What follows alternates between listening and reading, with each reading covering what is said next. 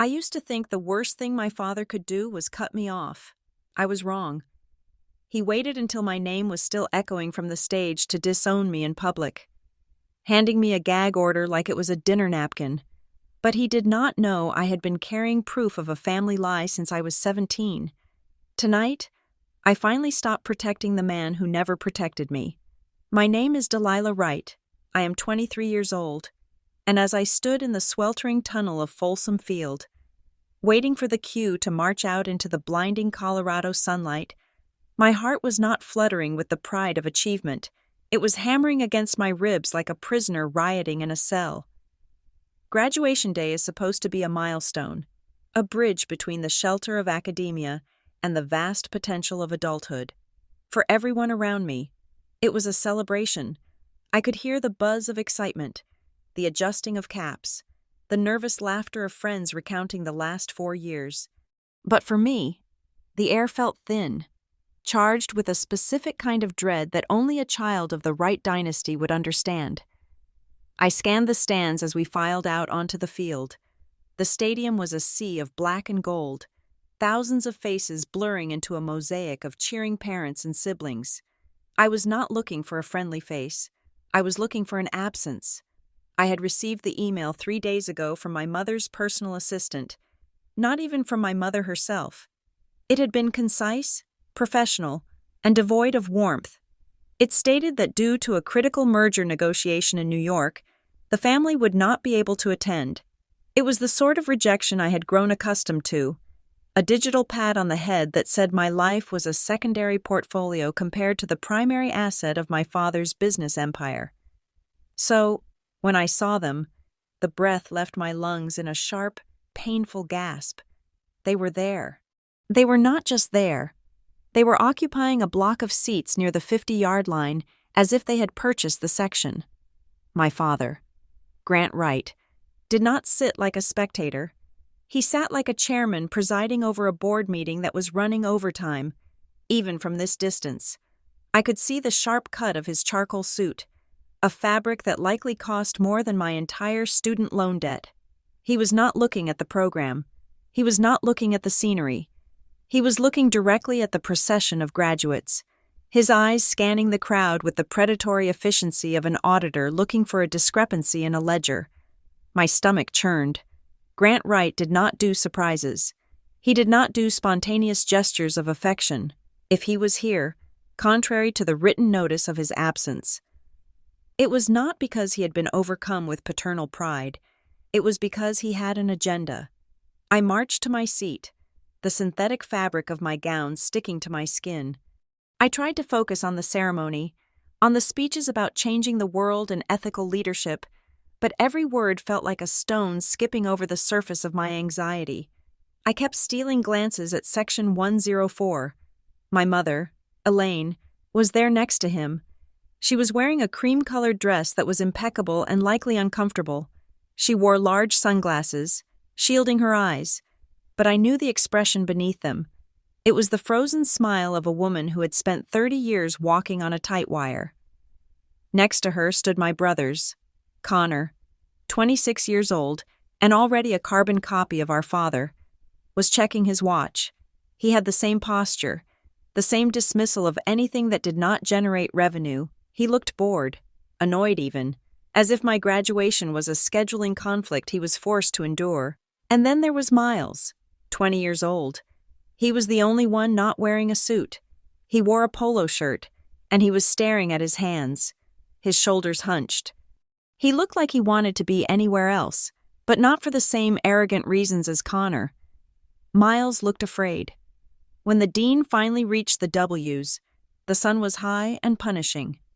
"Delilah Wright," the voice boomed over the loudspeakers. "Summa cum laude." The silence from my family's section was deafening. Around me, my friends, Tessa, Jalen, people who had actually seen me study until 3 a.m, erupted. I heard Tessa scream my name. I heard the chaotic, beautiful noise of people who loved me for who I was, not for the name I carried. I looked up at the stands. I needed to know. I needed to see it. Grant Wright stood up. He did not cheer. He did not smile. He brought his hands together. 1, 2, Three claps. It was a slow, rhythmic motion, precise and devoid of energy. It was the applause one gives to a waiter who has finally brought the check after a long delay. It was a gesture of acknowledgement, not celebration. It chilled me to the bone. He sat back down immediately, checking his phone before I had even crossed the stage. That three-beat applause was a signature I knew well. It was the sound of a minimum requirement being met. It was the sound of a transaction closing. I walked off the stage, clutching the diploma cover. The leatherette felt slippery in my sweating palms. The ceremony blurred after that. I sat there, mechanically turning my tassel when instructed. But my mind was racing. Why come? Why fly all the way to Boulder, disrupt their precious schedule, just to deliver 3 hollow claps? When the ceremony ended, the field dissolved into a chaotic mixer of hugs and flowers. Families were colliding in tears and laughter. I saw fathers lifting their daughters, mothers adjusting ties, siblings taking selfies. I stood near the exit of the tunnel, waiting. I knew they would not come to find me in the crowd. They would wait for me to come to them. It was the power dynamic of our household. We orbited Grant. He did not move for us. I saw them approaching through the thinning crowd. My father walked as if the turf were a red carpet he owned. The crowd seemed to part for him, sensing the force field of wealth and arrogance that radiated from his stride. Up close, he looked even more imposing. His hair was silver at the temples, perfectly coiffed. His tie was a deep crimson, the color of a power tie worn for a hostile takeover. He stopped 3 feet away from me. He did not open his arms. He did not say congratulations. He looked me up and down, his eyes narrowing slightly as they inspected my gown. My cap, my shoes. It was an appraisal. He was checking the condition of his investment. "Delilah," he said. His voice was a smooth baritone, cultivated in boardrooms and country clubs. It was a voice that commanded attention without ever needing to shout. "Father," I said. My voice sounded small, and I hated it. I straightened my spine, trying to channel the confidence I had felt in my constitutional law seminars. "I thought you were in New York." "Plans change," he said dismissively.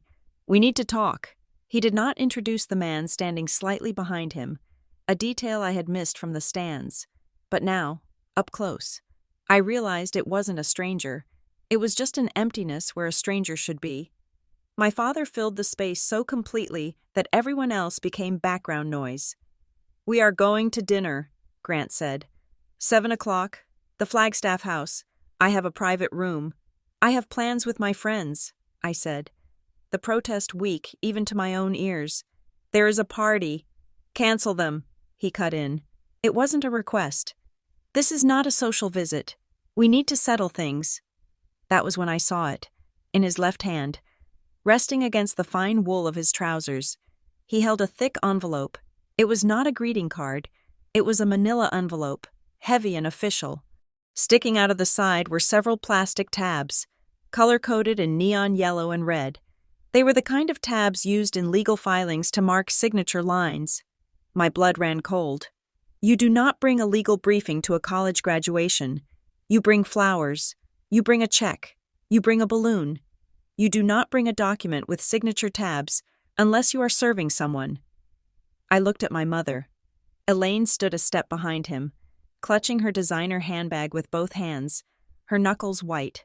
She looked beautiful and terrified. When she saw me looking, she stepped forward quickly, as if breaking a rule. "Delilah," she whispered. She pulled me into a hug. Her embrace was tight, desperate. She smelled of Chanel No. 5 and Chardonnay. I felt her body trembling against mine, a fine vibration like a high-tension wire in the wind. "I am so proud of you," she breathed into my ear. "So proud." But her voice cracked on the word, proud. It sounded less like a commendation and more like an apology. She pulled back quickly, her eyes darting to my father to see if he had noticed the display of unauthorized emotion. Her hands lingered on my arms for a second, shaking. She was trying to tell me something, transmitting a warning through her fingertips, but the code was too scrambled for me to read. "Hi, Mom, I said, trying to catch her eye, but she had already retreated behind her sunglasses. I turned to my brothers. Connor gave me a nod, a single, curt nod. Good job, Delilah, Connor said. His tone was flat. He was already looking past me, scanning the crowd for anyone important, anyone who might be useful to the firm. He was 26, but he had aged into a 50-year-old cynic. Hey, Dee, Miles said softly. He didn't look at me. He looked at his shoes. He looked at the sky. He looked everywhere except at my face. He looked like he was carrying a weight that was crushing his lungs. You look good. Thanks, Miles, I said. The silence that followed was heavy. The joy of the stadium, the cheers of the other families, the music. It all seemed to fade into a dull roar behind the wall of tension my father had erected around us. 7 o'clock, Grant repeated. Do not be late, and dress appropriately. This is a business dinner. He turned to leave, his pivot sharp and military. But then he stopped. He turned back to me, his eyes locking onto mine. There was no warmth in them. There was only a cold, hard resolve. He leaned in slightly, lowering his voice. But the projection was perfect. It was loud enough for the family taking photos next to us to hear. It was loud enough for a passing professor to hear. Remember, he said, and the corners of his mouth twitched into something that was not quite a smile. From tonight onward, you are not a right anymore if you go down that path. The words hung in the hot air like a guillotine blade. The family next to us stopped laughing. The mother lowered her camera. They stared at us, their expressions shifting from curiosity to shock. My father did not care. He did not even blink. He had delivered his opening statement. I stood there, frozen in my black gown, clutching my honors diploma. The sun was beating down on me, but I felt as if I had been plunged into an ice bath. You are not a right anymore. He hadn't just threatened to cut me off. He had threatened to erase me. I watched them walk away, my mother stumbling slightly in her heels, Connor checking his phone, Miles trailing behind like a ghost. My father led them, cutting through the crowd, never looking back. I looked down at the envelope in his hand as he walked away. It swung by his side, a pendulum counting down the minutes. 7 o'clock. I had 4 hours. My mind raced. Just survive tonight, I told myself. Just get through the dinner. Do not let him see you cry. Do not let him see you shake. But as I watched the retreating back of the man who had paid for my life, but never for my affection, I realized that survival might not be enough. The envelope, the warning, the 3 claps. This wasn't just a family dinner. This was an ambush. I took a deep breath, inhaling the scent of cut grass and ozone. My heart was still hammering, but the rhythm had changed. It wasn't just fear anymore. It was the adrenaline of a soldier hearing the first shot of a war they didn't know they were fighting. I turned away from my retreating family and walked toward my friends, forcing a smile onto my face, but inside, I was already preparing my defense. If Grant Wright wanted to settle things, we would settle things. I just didn't think he realized that the ledger he was holding wasn't the only one in existence. To understand why I stood on that graduation field waiting for the axe to fall, you have to understand the ecosystem that created Grant Wright. I grew up in a wealthy suburb just outside of Nashville, a place where the driveways were paved with crushed limestone, and the grass was not merely cut, it was intimidated into submission. It was a world where reputation was a currency far more volatile than the dollar, and maintaining the appearance of moral fortitude was infinitely more important than actually possessing it. Our house was a sprawling brick colonial that looked less like a home and more like an embassy for a country with very strict immigration laws. Inside, the air was always conditioned to a crisp 68 degrees, regardless of the season.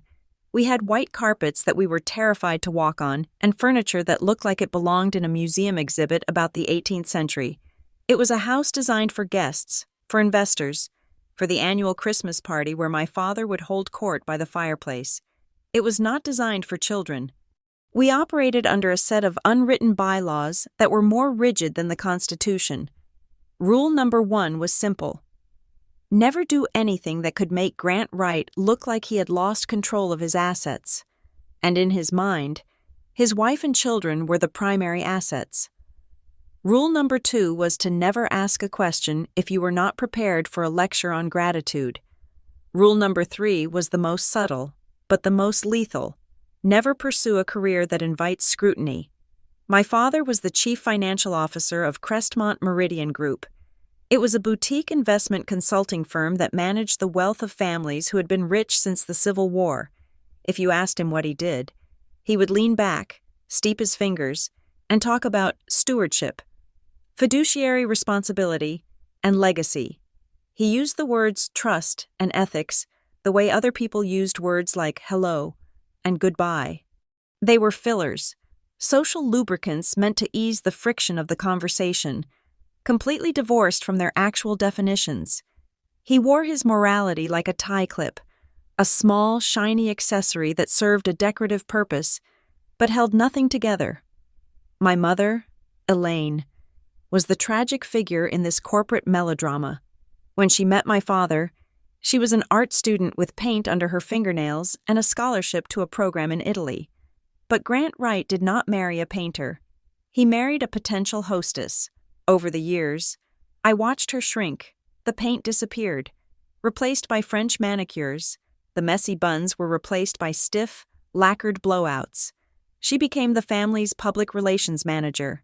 Her job was to organize the charity galas, to send the thank you notes on heavy cardstock, and to ensure that when people looked at the Wright family, they saw a portrait of American success. She was the curator of our collective lie, smoothing over the cracks in the foundation with polite laughter and another bottle of expensive Cabernet. Then there were my brothers. Connor was the success story. He was 3 years older than me and had surrendered his personality to the cause somewhere around the age of 14. He went to the Wright Prep School, then the Wright Business School, and secured the Wright internship at a firm that did business with Crestmont. He spoke in bullet points. He dressed like a miniature version of our father. When he looked at me, I saw the same calculation I saw in Grant's eyes, an assessment of risk versus reward. Connor had decided early on that the path of least resistance was total assimilation. Miles was different. He was the middle child, the one with the soft eyes and the nervous hands. Miles loved music. He loved architecture. He used to draw sketches of houses that defied gravity, structures made of glass and light. But Grant Wright did not believe in architecture unless it involved commercial real estate development. He certainly did not believe in music unless it was classical and played at a fundraiser. I watched my father systematically dismantle Miles's spirit. It was not done with shouting. It was done with disappointment. It was the heavy sigh when Miles showed him a drawing. It was the question, asked over a silent dinner, about how much an architect makes in their first year compared to an investment banker. Eventually, Miles stopped drawing. He stopped playing the piano. He learned the art of silence. That silence terrified me more than any screaming match ever could.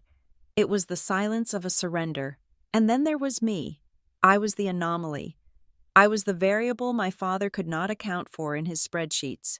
I did not want to paint like my mother, and I did not want to trade stocks like Connor. I was obsessed with the machinery of the rules themselves. I was fascinated by the fine print. While other teenagers were sneaking out to drink beer in the woods, I was reading about the Enron scandal. I was captivated by how a single signature, a single overlooked clause in a contract, could destroy thousands of lives. I was drawn to the concepts of corporate responsibility and fraud, the very things that made my father shift uncomfortably in his chair. Dinner at the Wright household was not a meal. It was a deposition. We sat at the long mahogany table, the silence broken only by the scrape of silver against china. My father would sit at the head, naturally, and conduct the nightly review. He would ask about grades, about sports, about social standings. But these were not questions of interest. They were questions of compliance. "Delilah," he would say, slicing his steak with surgical precision, "I heard you were debating Mr. Henderson in your civics class today regarding corporate tax loopholes." He always knew. He had eyes everywhere. "It was not a debate, sir," I would reply, my hands gripping my napkin under the table. "We were discussing the ethical implications of offshore tax havens." The temperature in the room would drop 10 degrees. My mother would stare at her salad as if it contained the secrets of the universe. Connor would smirk. Miles would look at his water glass. "Ethical implications," my father would repeat, tasting the words as if they were spoiled milk. "That is a very naive way to view the global economy. Delilah, maximizing shareholder value is not a loophole. It is a duty. When you pay a mortgage, perhaps you will understand the difference between idealism and reality." If I pushed back, if I mentioned the social contract or the funding of public infrastructure, the punishment was swift. He would not yell. He would simply stop acknowledging my existence. He would turn to Connor and ask about the bond market. He would ask Elaine about the garden club. I would become a ghost at my own dinner table, invisible until I had sufficiently atoned for my intellectual heresy. I learned that in the Wright House. Love was conditional. It was a dividend paid out only when performance targets were met. I was a straight-A student. I was the captain of the debate team. I volunteered. I did everything right on paper, but it was never enough because the underlying data was flawed. I was succeeding in the wrong categories. I was excelling in the subjects that threatened him. I always wondered why he was so defensive. I assumed it was just his personality, his need for control. I assumed he was just a rigid, conservative man who hated change. But everything changed when I was 17. It was a Tuesday afternoon in late October. The house was empty. My mother was at a charity luncheon. My brothers were at practice, and my father was supposedly at the office. I was in the library, a room lined with books that had been bought by the yard to look impressive but were rarely opened. I needed a stapler for my history paper. I knew my father kept one in the bottom drawer of his massive oak desk. I had been taught never to touch his desk. It was the altar of his authority. But I was 17, arrogant, and in a hurry. I walked behind the desk and pulled open the bottom drawer. It was stuck. I jiggled it, pulled harder, and something shifted inside. The drawer slid open, but in the process, a heavy leather-bound box that had been wedged in the back fell out and hit the floor with a dull thud. The latch popped open. I froze. I expected an alarm to sound. I expected my father to materialize from the woodwork, but the house remained silent. I knelt down to pick it up. The contents had spilled onto the Persian rug. It was not money. It was not a gun. It was paper. I began to gather the documents to put them back, terrified that I would not be able to arrange them exactly as they had been. But as I picked up a stack of stapled pages, a name caught my eye. Confidential Settlement Agreement. I knew what a settlement was. It was what you paid so you did not have to go to court. But the names on the document were not corporate entities. They were families. The Hanley family, the DeSanto family, the McKay family. I sat back on my heels, the paper trembling in my hands. I knew the name Hanley. Mr. Hanley had been a client of my father's firm. He had committed suicide 2 years prior. The rumor in town was that he had lost everything in a bad market gamble. I flipped through the pages. My heart was hammering against my ribs like a trapped bird. There were dates. There were amounts, large amounts. $750,000, $1.2 million, and there were routing numbers. But what stopped my breath was the structure of the payments. The money was not coming from Crestmont Meridian. It was coming from the Wright Family Foundation, our personal charitable trust, the charity my mother used to buy tables at galas for stray dogs and art museums. Why was our charity paying settlements to the families of my father's clients? I turned to the signature page, authorized on behalf of the Wright Family Foundation, and there, in blue ink, was my mother's signature, Elaine Wright. I stared at it. It looked like her signature. The loop of the L was perfect, but something was wrong. I had seen my mother sign permission slips, checks, birthday cards.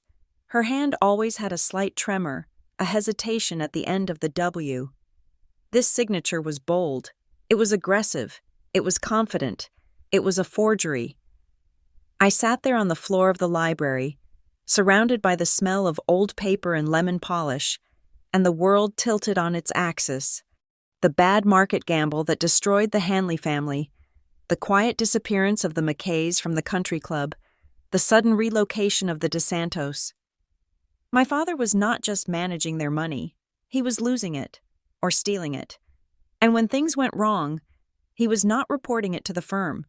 He was using the family charity, a nonprofit vehicle, to pay hush money to the victims, disguising it as grants or consulting fees, and he was forging my mother's signature to do it. He was making her the accomplice. I heard the garage door open.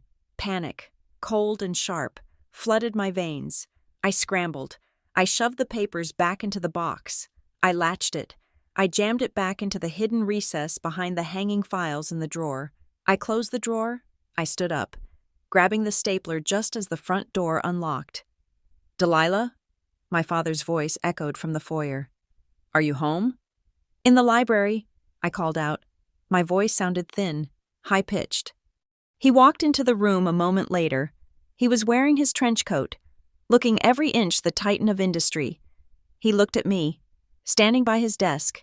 His eyes narrowed. He scanned the surface of the desk, then looked at the rug. "What are you doing in here?" he asked. "Just looking for a stapler," I said, holding it up. "For my paper." He stared at me for 5 long seconds. I did not blink.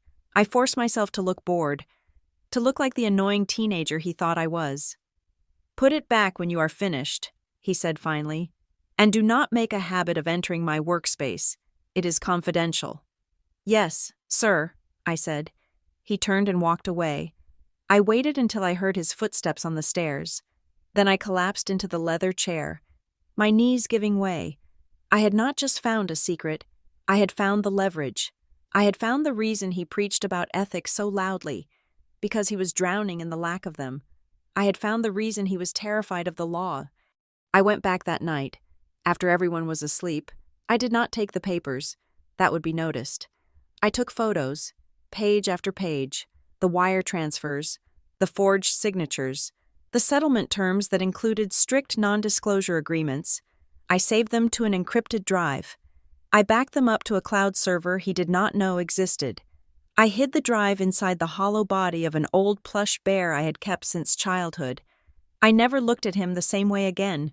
When he lectured us at dinner, I didn't feel fear anymore. I felt disgust, and I felt a strange, cold power. I knew who he really was. He wasn't a king, he was a criminal, and he had drafted my mother as his fall guy. That was the night I stopped being his daughter and started being his investigator. I realized then that I could not stay in Nashville. I could not be the lawyer he wanted me to be. I had to go away, get strong, and learn how to use the weapon I had just discovered. So when he stood there at my graduation, 5 years later, handing me an NDA and threatening to disown me, he thought he was cutting off a dependent child. He did not realize he was arming a prosecutor who had been building her case since she was 17 years old. He thought the silence at the dinner table was submission. He was wrong. It was the silence of someone gathering evidence. The acceptance letter from the University of Colorado Boulder arrived on a Tuesday in March of my senior year. It did not come in a thin, apologetic envelope. It arrived in a thick, triumphant packet that landed on the hallway table with a heavy thud. I remember staring at it, my heart doing that same traitorous double beat it had done the day I found the documents in my father's study. This was not just an admission offer, it was an escape hatch. I had applied in secret. For months, I had orchestrated a silent campaign of deception, intercepting mail, using a burner email address for college notifications, and feigning enthusiasm whenever my father brought up the local university where he was a legacy donor. He had the next 4 years of my life mapped out on a mental spreadsheet. A degree in finance, or perhaps economics, a summer internship at his firm, and a slow, controlled integration into the right family machinery. He viewed my future not as a path of discovery, but as a succession plan. I took the packet to my room and opened it with trembling fingers. The first word I saw was congratulations. The second thing I saw was the financial aid offer. It was a Chancellor's Achievement Scholarship. It was not a full ride, but it was significant. It covered tuition and a large portion of the fees. I sat on the edge of my bed, doing the math in my head. If I worked part-time, if I lived in the cheapest dorm, if I ate ramen noodles for 4 years, I could do this. I could leave. But leaving required a declaration. And in the right household, declarations were dangerous. I waited 2 days to tell them. I needed the timing to be perfect. I needed to catch Grant right when he was feeling secure, perhaps after a good day on the market or a successful round of golf. I chose a Thursday night. The mood at the dinner table was relatively neutral. Connor was talking about a merger rumor he had heard, and my father was nodding along, looking almost pleased with his son's killer instinct. "I have news," I said. The chatter stopped. My mother looked up from her plate, her eyes widening slightly. She always sensed the barometric pressure change before anyone else. "I have decided on a college," I continued, keeping my voice steady. I had rehearsed this sentence 100 times in the mirror. "I will be attending the University of Colorado Boulder in the fall." My father paused with his fork halfway to his mouth. He placed it down slowly. He did not look angry. He looked confused, as if I had just started speaking a language he did not understand. "Colorado," he repeated. "That is quite a distance, Delilah, and it is certainly not the path we discussed. The business program at Vanderbilt is top tier. I have already spoken to the dean of admissions. I am not going for business," I said. I took a sip of water to wet my dry throat. "I have been accepted into the Arts and Sciences program. I plan to major in political science with a pre-law track." I watched the word law hit him. It was subtle. A slight tightening of the jaw, a flicker in the eyes. To a normal parent, law school sounds prestigious. To Grant Wright, it sounded like a threat. He knew, deep down, that lawyers were the natural predators of men like him. "Law," he said, his voice dropping an octave. "And what exactly do you intend to do with a law degree? Review contracts? Handle divorces?" "I want to specialize in corporate accountability," I said. I could not help myself. I wanted him to know. I wanted him to feel the edge of the blade I was sharpening. "I want to work in fraud investigation and regulatory compliance. I want to understand how systems fail." The silence that followed was absolute. Connor let out a short, derisive snort, but my father raised a hand to silence him. Grant Wright looked at me across the centerpiece of white lilies. He looked at me not as a daughter, but as a liability. He was running a cost-benefit analysis in real time. He realized, in that moment, that he could not bully me into submission with volume. I was too old for that now. So, he decided to use the only other weapon he respected: leverage. "That is an ambitious goal," he said calmly. "However, it is not a goal that this family supports. We build wealth. Delilah, we do not police it. If you choose to pursue a career that is fundamentally at odds with the values of this family, that is your prerogative." He picked up his wine glass and swirled the red liquid. "But you must understand that my responsibility as a parent is to guide you toward success. Funding a degree in, what did you call it? Accountability? That would be a poor allocation of resources. It would be an investment in my own headache." "I have a scholarship," I said quickly. "Tuition is only a fraction of the cost," he countered smoothly. "There is room and board, there are books, there is insurance, there is the car you drive, which is titled in my name, there is the phone in your pocket, the bill for which comes to my office." He leaned forward, his eyes cold and dead. "If you leave this house to pursue this path, you leave with what you have on your back. No monthly allowance, no credit cards, no vehicle.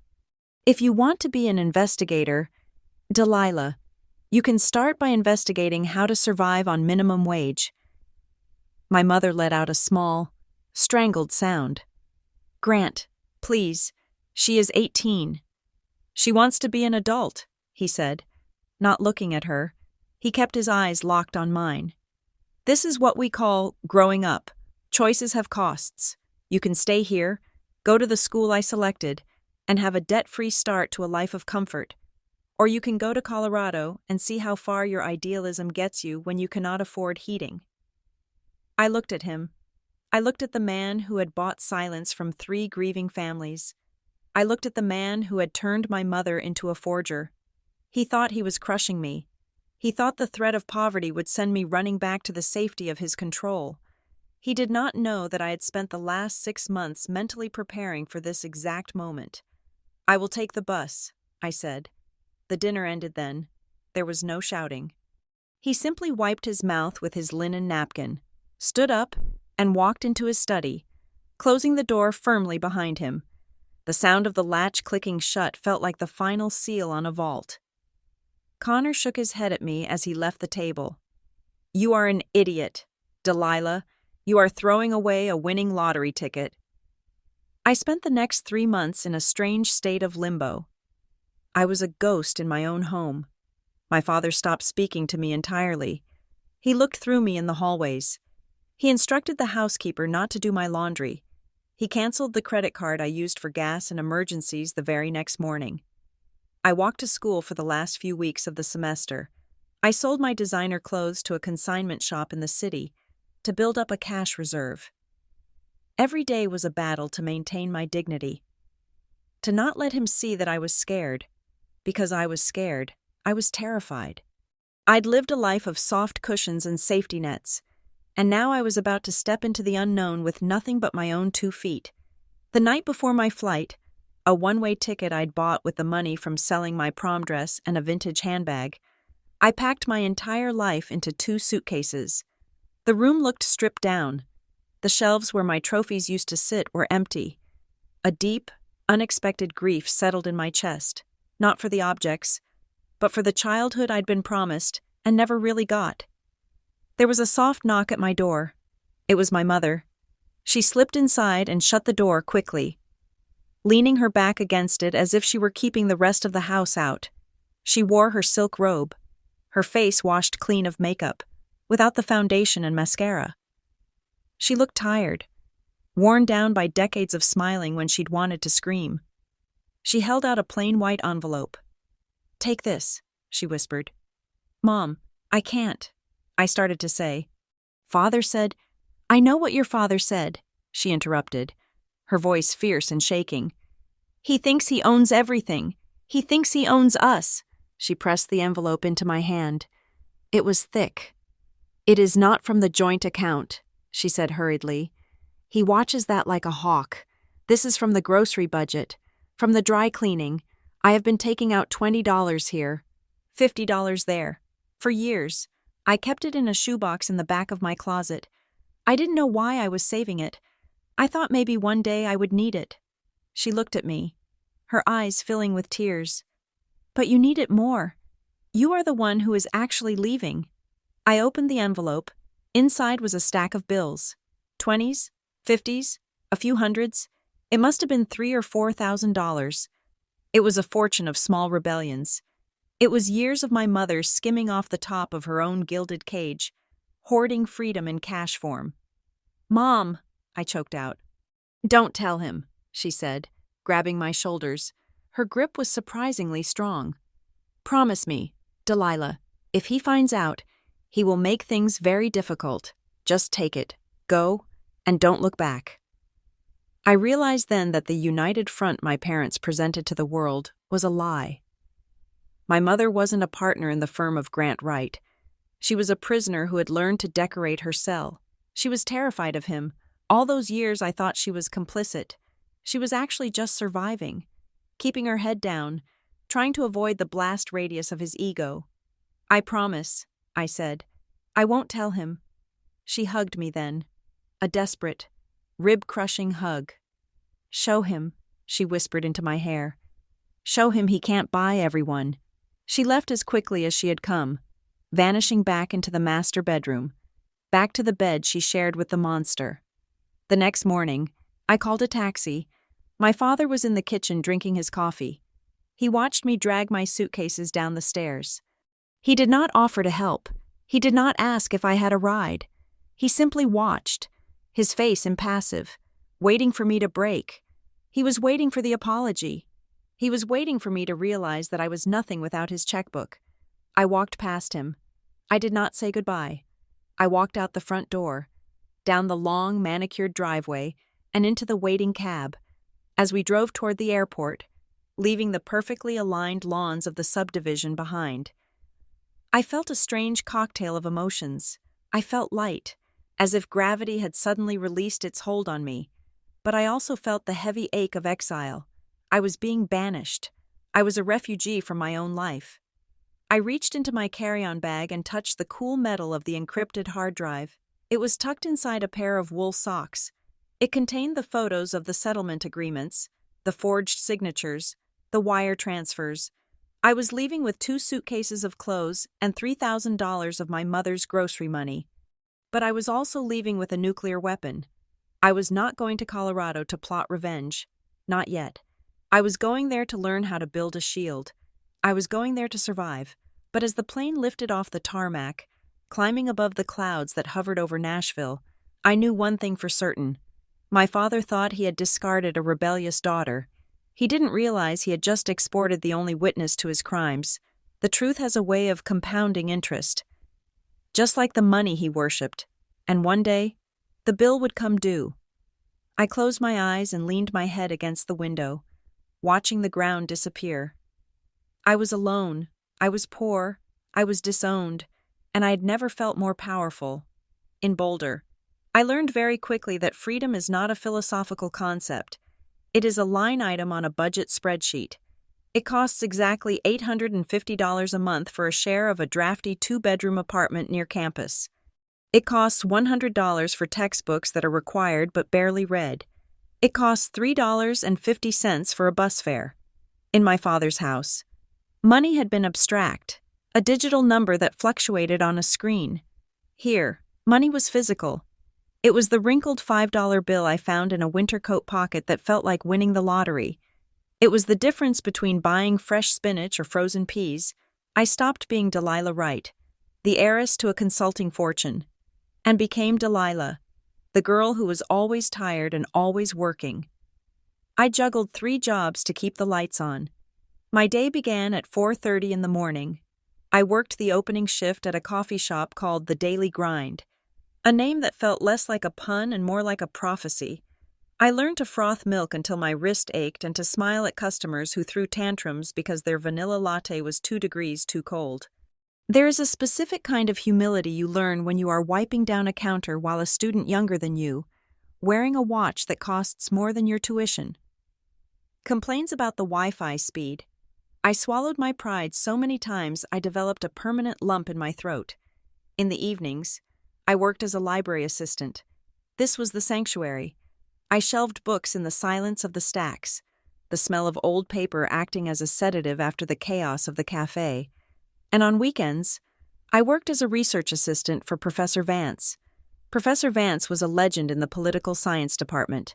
He was a man who wore tweed jackets even in 70-degree weather and graded papers with a red pen that looked like it was bleeding.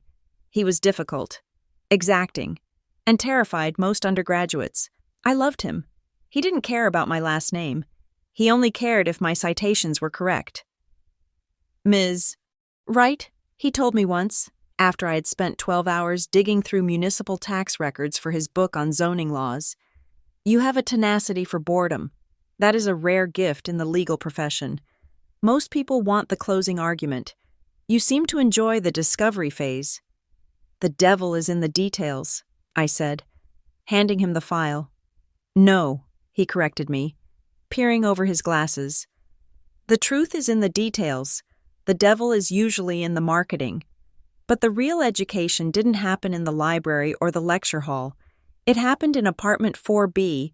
My roommate, Tessa, was a chaos engine wrapped in thrift store cardigans.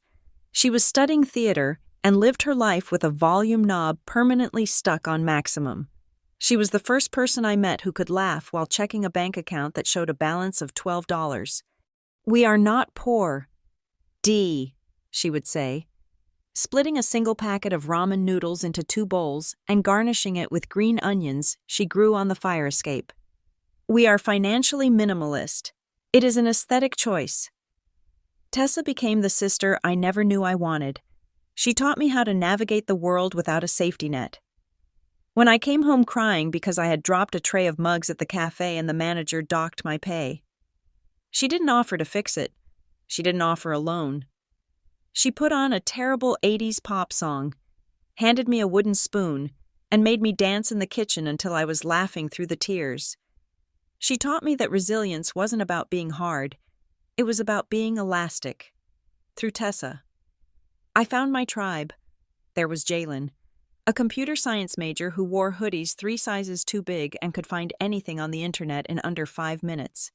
There was Bree, an environmental science major who smelled like lavender and compost, and who would lecture us on our carbon footprint while sharing her homemade bread.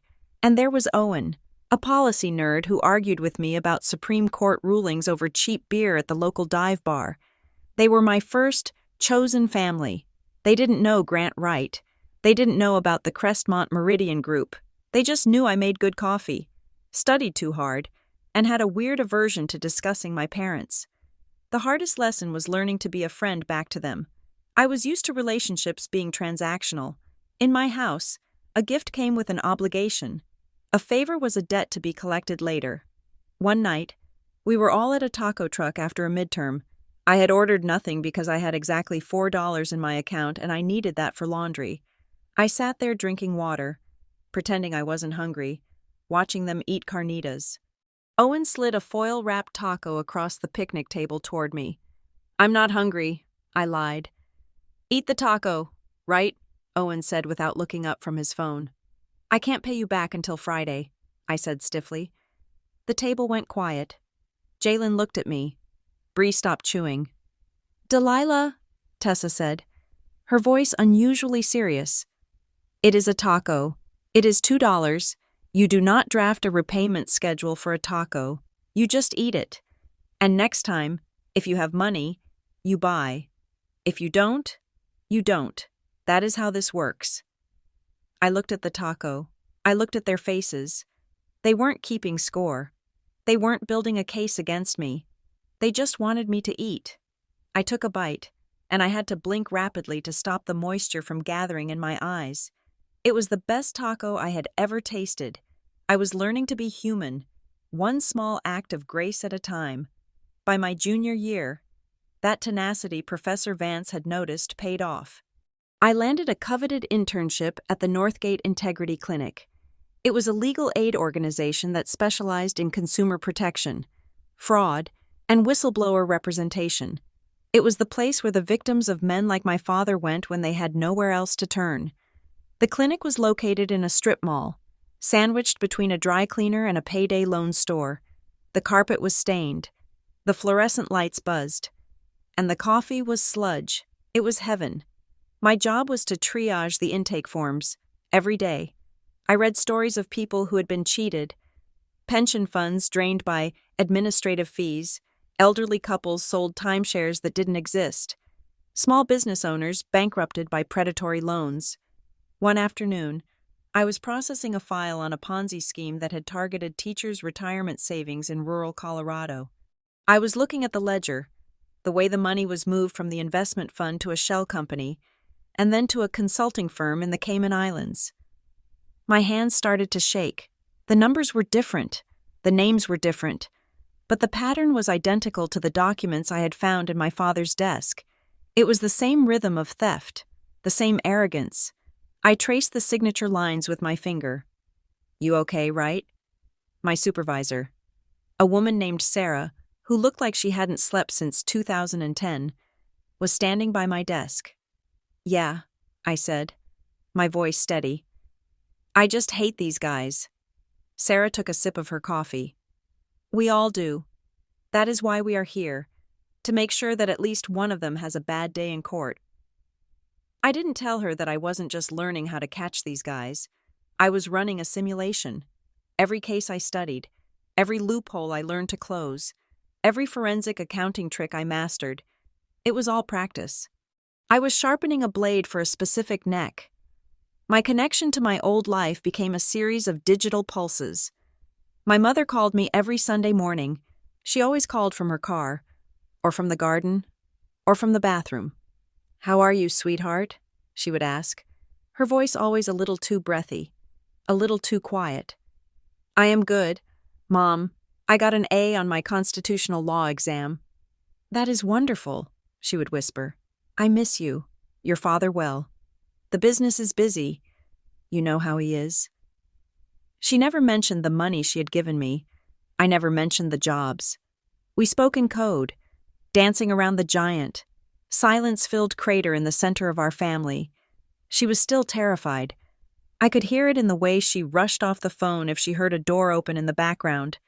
She was a hostage who was allowed one phone call a week. Miles texted me sporadically. His messages were like distress signals from a sinking ship. "Saw a band you'd like today. Dad is selling the lake house. Market is down. Thinking about changing majors. Don't tell anyone." I would text back, trying to throw him a lifeline. "Do it. Just switch. Come out here." But he never replied to those. He would just send a thumbs-up emoji and disappear for another month. He was drowning, and I was too far away to pull him out. Connor was the worst. He sent me a LinkedIn request. That was it. No text. No call. Just a generic notification that Connor Wright wants to join your professional network. It was so perfectly, coldly corporate that I almost laughed. I accepted it. I wanted him to see. I wanted him to see the updates. Research assistant, Northgate Integrity Clinic, Dean's List. I wanted him to report back to headquarters that the rogue asset was performing above expectations. One night, walking home from the library in the snow, my boots crunching on the ice, I stopped and looked up at the Flatirons. The mountains were jagged and dark against the stars. I was cold. My back hurt from carrying my backpack. I had 5 hours of sleep ahead of me before the espresso machine called my name, and I realized I was happy. It wasn't the happiness of a child who gets a pony. It was the happiness of a survivor. I had built this life. I paid for this coat. I paid for the heat in my apartment. I chose the friends who were waiting for me with a cold pizza and a bad movie. Grant Wright had said, "If you choose this, you are on your own." He meant it as a curse, but standing there in the cold mountain air, I realized he had given me a gift.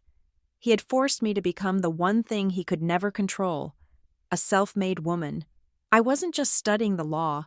I was living the evidence. I was no longer the daughter protecting a secret. I was the prosecutor preparing the exhibit list, and I knew, with the certainty of gravity, that sooner or later, the trial was going to begin.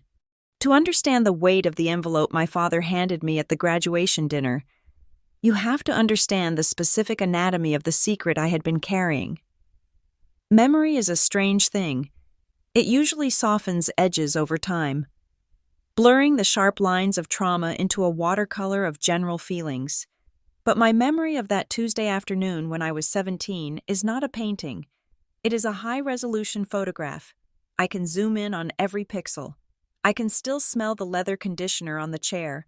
I can still hear the hum of the central air conditioning unit kicking on, a sound that masked the thumping of my own heart. I have mentioned finding the box. I have mentioned the names. But I have never fully articulated the mechanics of what I saw. The cold, hard architecture of the crime that turned my father from a strict parent into a felon in my eyes. When the latch of that leather box clicked open, it was not just papers that spilled out. It was a map of the Wright family's moral bankruptcy. I sat on the Persian rug, the afternoon sun filtering through the heavy drapes, illuminating dust motes dancing in the air. I picked up the first file. It was a spreadsheet, printed in landscape mode, the font small and precise. It was titled, Disbursement Schedule, Q3. The columns were labeled innocuously, date, recipient, service code, amount. I ran my finger down the list. Most of it was standard boredom, payments to caterers, florists, the landscape company that kept our lawn looking like a golf course, but then, the pattern broke. October 14th, recipient, the Hanley Trust, service code, strategic consulting, amount, $750,000. I stopped. I knew the Hanleys. Mrs. Hanley was a woman who knitted sweaters for her dachshunds and brought ambrosia salad to the neighborhood block party. Her husband had committed suicide 2 years prior, a tragedy that had rocked our community. The idea that Mrs. Hanley, a woman who had never worked in finance a day in her life, was providing strategic consulting to my father's firm for nearly $1 million was not just unlikely. It was impossible. I dug deeper. I found the corresponding email chain. It was stapled to the back of the spreadsheet. The email was from my father's personal account, not his work email, but the private one he used for golf tee times. The subject line was, "Final Agreement. Dear Mrs. Mao, Hanley. Attached, please find the countersigned settlement regarding the account error. As discussed, the transfer of $750,000 will be processed immediately upon receipt of the signed non-disclosure agreement. This payment is classified as a consulting retainer for tax purposes. As agreed. We trust this concludes the matter and secures your silence regarding the portfolio volatility. Sincerely, Grant." I felt a chill that had nothing to do with the air conditioning. Account error. Portfolio volatility. These were euphemisms. My father had lost their money. He had gambled with the Hanley portfolio, likely on high-risk derivatives or unauthorized trades to boost his own yield numbers. And he had crashed. But instead of reporting the loss to the firm, instead of facing the regulatory board and admitting he had failed, he had covered it up. He was buying Mrs. Hanley's silence to protect his reputation. But where did the money come from? Grant Wright was rich, but he wasn't write a check for $750,000 without blinking rich. Not personally. I found the answer in the next document.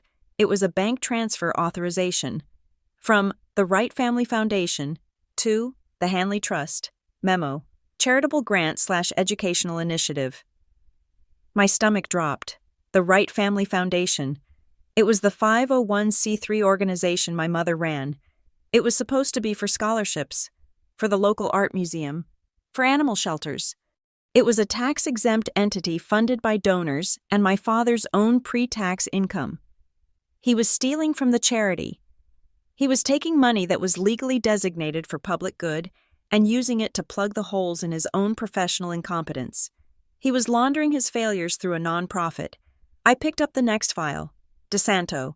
The DeSantos had moved away abruptly the year before. Mr. DeSanto had been a loud, boisterous man who owned a chain of car dealerships. Payment: $1,200,000. Source: the Wright Family Foundation. Classification: Community Outreach Project. There was no community outreach. There was just a payoff. And then the third file. McKay. This one was fresh. It was dated only 3 months prior. $450,000. I looked at the signature page on the McKay agreement. There were 2 lines, one for Robert McKay and one for the foundation. Authorized by Elaine Wright, Director. I pulled the paper closer to my face. I knew my mother's signature. I had seen it on thousands of permission slips, report cards, and thank you notes. Her hand was light, airy, with a loop on the E that looked like a balloon string. The signature on the page was sharp. The pen had pressed deep into the paper, leaving an indentation I could feel with my thumb. The angle was aggressive. It was a simulation of her signature, yes, but it lacked her hesitation. It was a forgery. I realized the full scope of the betrayal. He wasn't just stealing money. He was framing her. If the IRS or the SEC ever investigated the foundation. My father's name wasn't on the authorization line. Elaine Wright's name was. He had set it up so that if the house of cards fell, it would fall on her. I reached into my pocket and pulled out my phone. My hands were shaking, but a strange, cold clarity had taken over my brain. This was evidence. This was leverage. I moved to the window to get better light. Click, the Hanley spreadsheet. Click, the email regarding the consulting fee. Click, the forged signature. Click, the wire transfer routing numbers. I worked with the speed of a panic-stricken archivist. I photographed every page. I made sure the text was legible. I made sure the dates were visible. I took 27 photographs in total. Then came the hardest part. I had to put it back. I couldn't just shove the papers in. He was a man of precision. If a staple was bent, if a page was dog-eared, he would know. I sat there for 5 minutes, breathing deeply, arranging the papers exactly as I had found them. The Hanley file on the bottom, DeSanto in the middle, McKay on top. I aligned the edges until they were flush. I placed the stack back into the leather box. I closed the lid. I verified the latch. I slid the box back into the dark recess behind the hanging files in the bottom drawer. I closed the drawer. I wiped the brass handle with the sleeve of my sweater to remove my fingerprints. It was an instinct I had learned from movies, but in that moment, it felt like survival. That evening, the house felt different. The walls seemed to vibrate with the frequency of the secret I was holding. My father came home at 6:30. I was in the living room, pretending to read a novel, but I was actually watching him. He walked in, hung up his coat, and went straight to the liquor cabinet. He poured himself a scotch, single malt, neat. He turned and looked at me. Usually, he would ignore me, but tonight, his gaze lingered. He had the instincts of a predator. He could smell fear. "You are quiet tonight, Delilah," he said. "Just tired," I said, not looking up from my book. "Homework?" He walked over to the coffee table and picked up a copy of the Wall Street Journal that was sitting there. I had been reading it earlier, trying to understand what derivatives were. I had left it open to an article about the SEC cracking down on corporate malfeasance. He looked at the paper. Then he looked at me. "Since when do you have an interest in the markets?" he asked. His voice was casual, but his eyes were hard. "I don't," I lied. "We have a current events quiz in civics tomorrow." I grabbed the first thing I saw. He stared at me for a long beat. The silence stretched, thin and taut like a wire. He took a sip of his scotch. "Stick to your textbooks," he said finally. "The news is mostly noise. It is designed to scare people who do not understand how the world actually works." "Yes, sir," I said. As soon as he went upstairs to change, I went to my room. I didn't sleep that night. I connected my phone to my laptop. I transferred the photos. Then, I learned about encryption. I spent the hours between midnight and dawn reading forums about data security. I downloaded a program called Veracrypt. I created a hidden volume on a USB drive.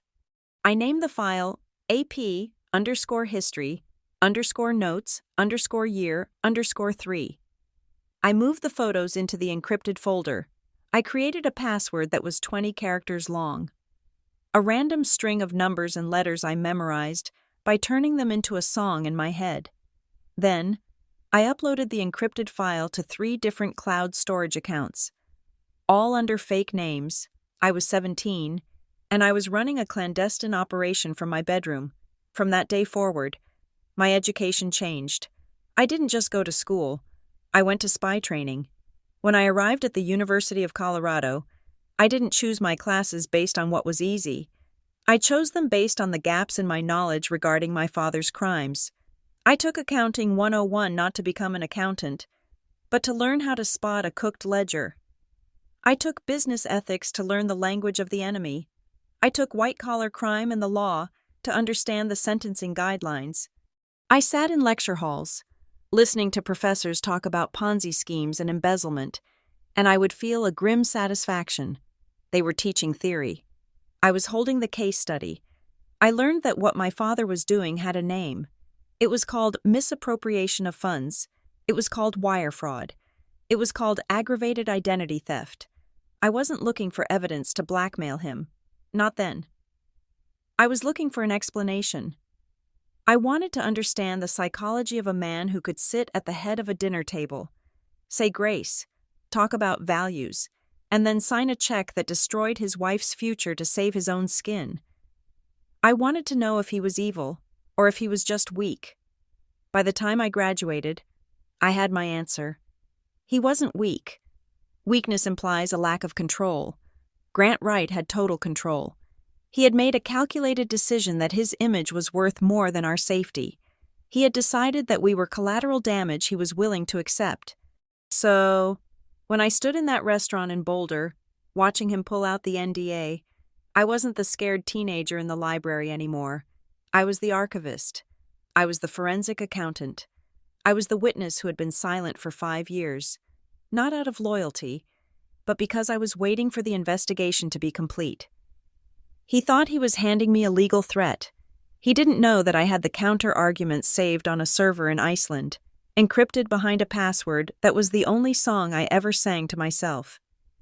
I looked at the envelope in his hand, the tabbed pages, the legal weight of it, and I almost smiled.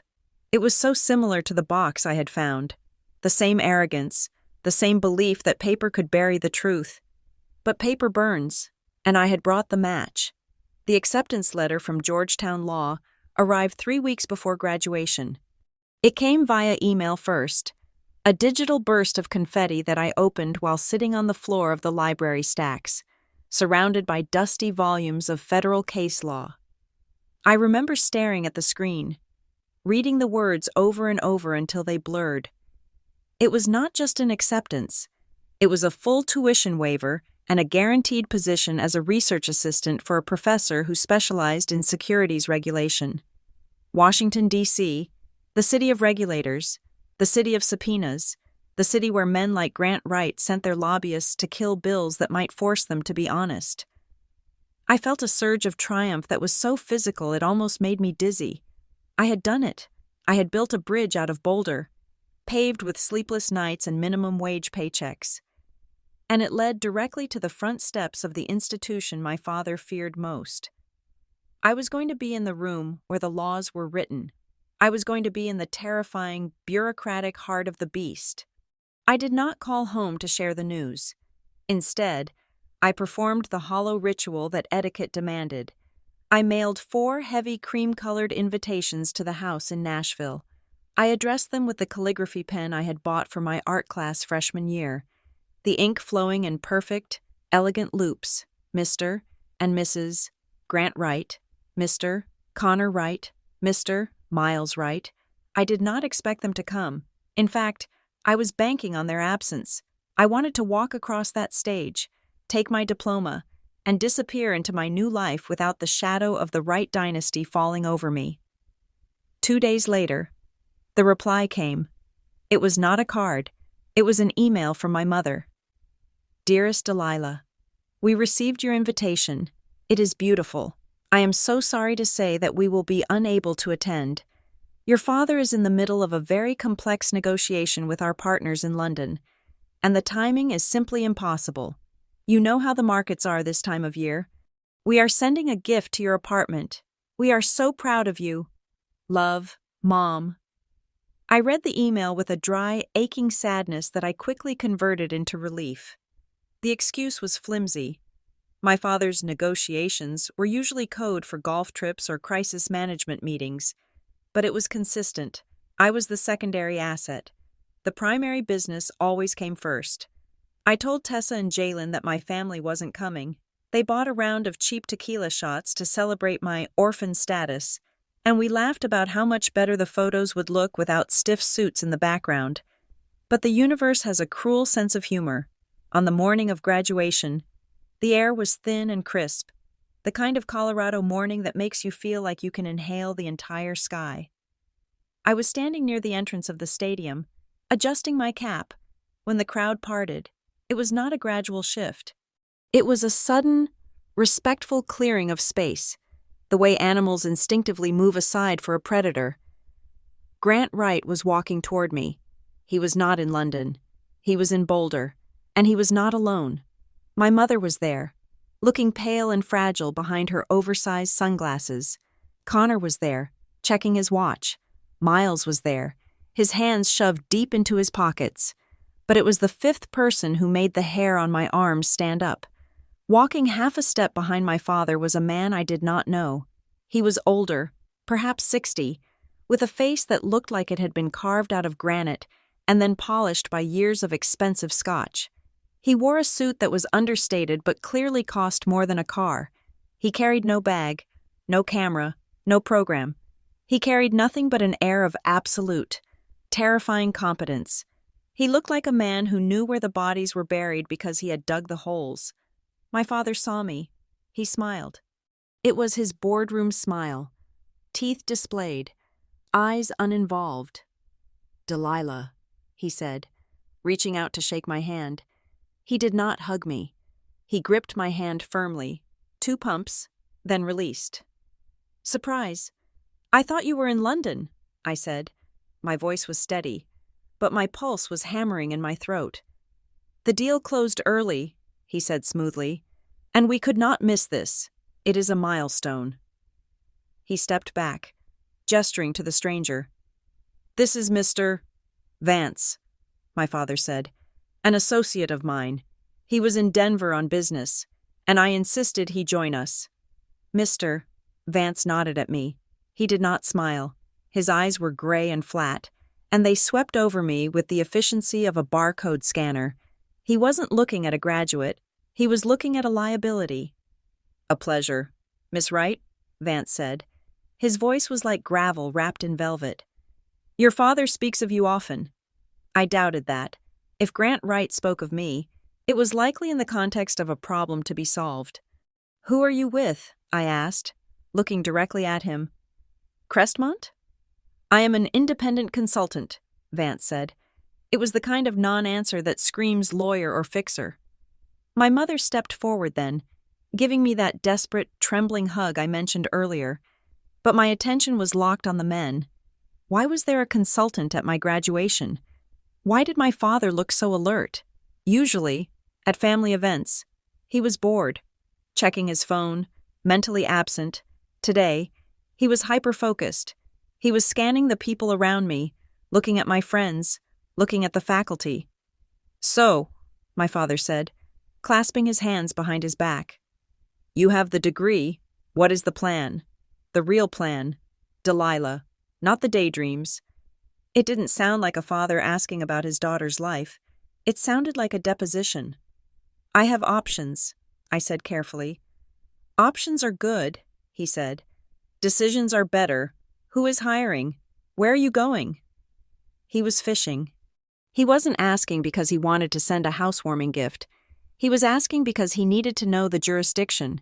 He needed to know if I was moving back to Nashville, where he could smother me, or if I was going somewhere else. "I am going to D.C., I said. The reaction was instantaneous. My mother flinched. Connor narrowed his eyes.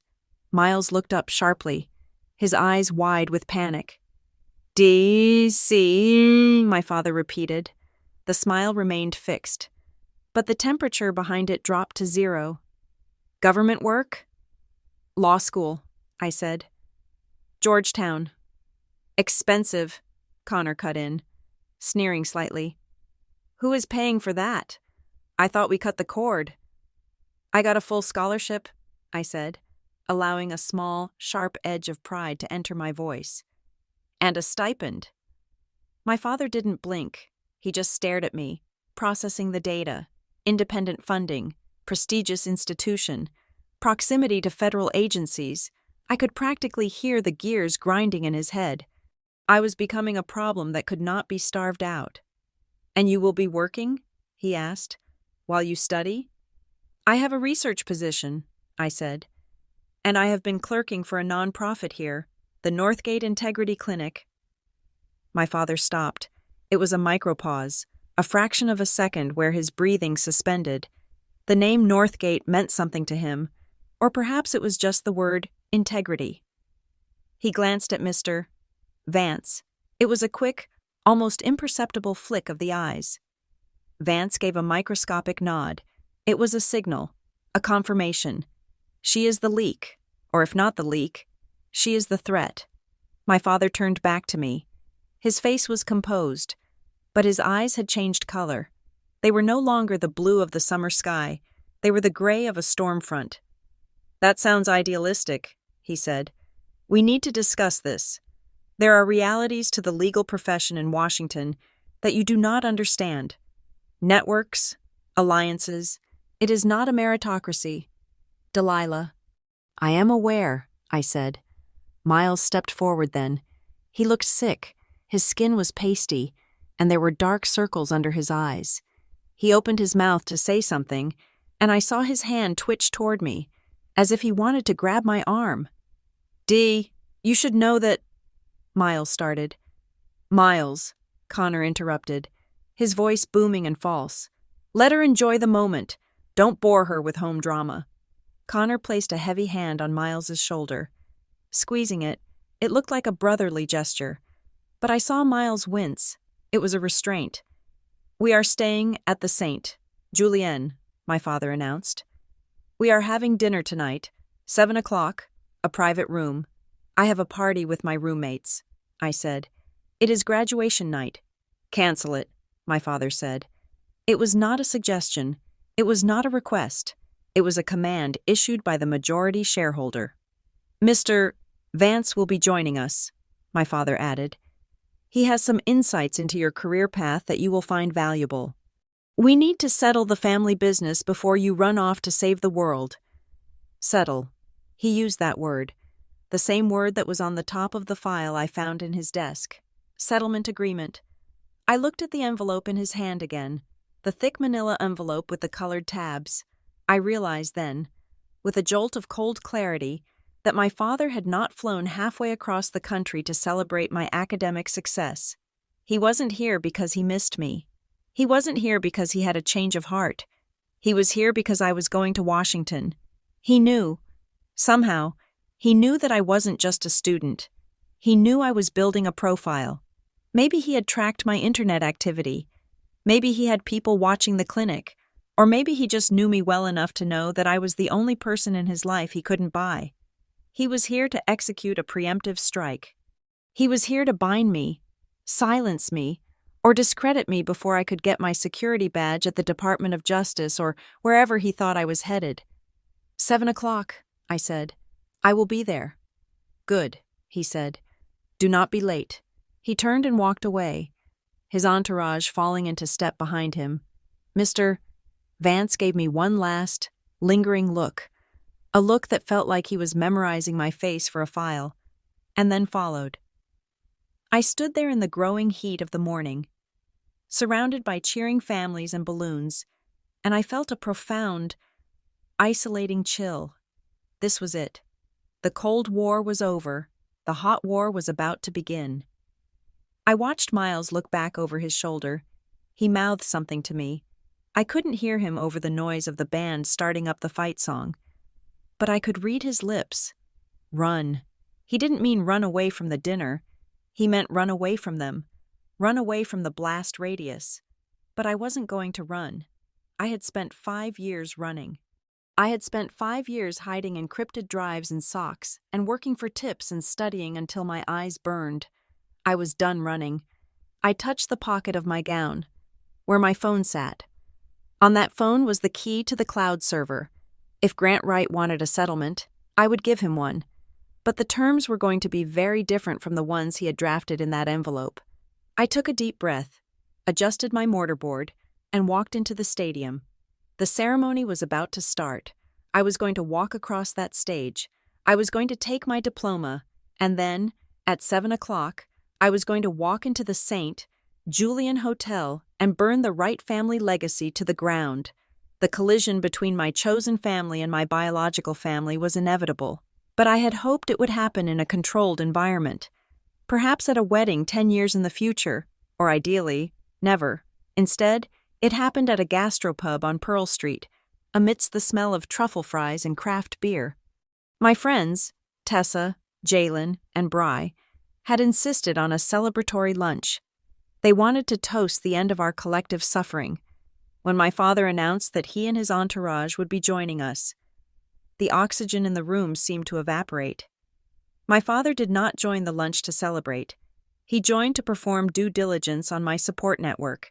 He sat at the head of the pushed-together tables, his suit jacket unbuttoned, but his tie perfectly knotted, looking like a venture capitalist visiting a failing startup. Mr. Vance sat next to him, silent and watchful, his thumbs moving rhythmically over the screen of his phone. So, Grant said, directing his laser focus onto Jalen, Delilah tells me you are in software engineering. That is a lucrative field if you position yourself correctly. Jalen, who was wearing a hoodie that said, Code or Die, smiled nervously. Yes, sir. I'm hoping to work on open-source encryption protocols. I think privacy is the next human right frontier. My father chuckled. It was a dry, rattling sound. Privacy is a commodity. Son, it is not a right. An open source means no revenue stream. You spend 4 years learning a skill just to give it away for free? That is not a career. That is a hobby. Jalen's smile faltered. I saw Tessa stiffen next to me. It is not about the money. Mr. Right? Tessa interjected, her voice sharp. Jalen is brilliant. He wants to make the internet safer. My father turned his gaze to Tessa.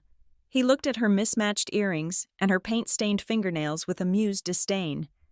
And you must be the artist, the theater major. Acting and directing, Tessa corrected him. Right, he said, nodding as if she had just diagnosed herself with a terminal illness.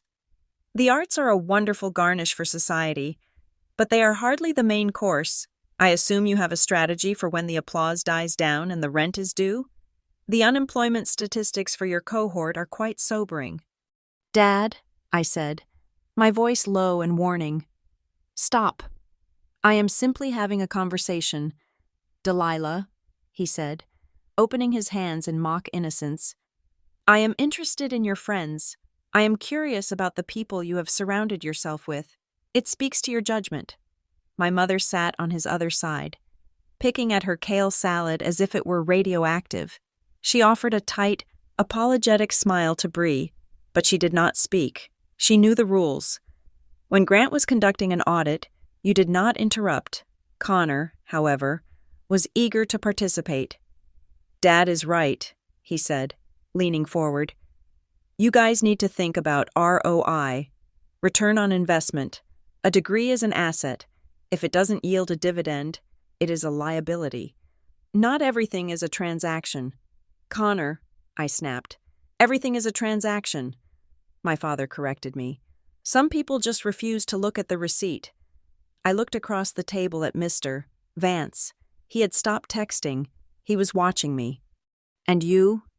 Delilah, Vance said. His voice was quiet, but it cut through the noise of the restaurant like a knife. You are heading to Washington.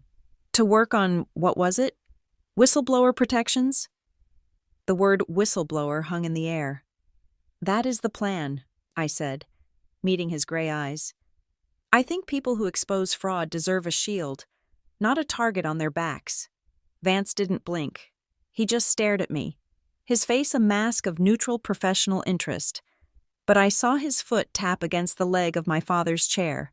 One tap, a signal. Fraud is a complex term, Vance said smoothly. Often. What looks like malfeasance to an outsider is simply complex leverage. Youth often confuses nuance with corruption.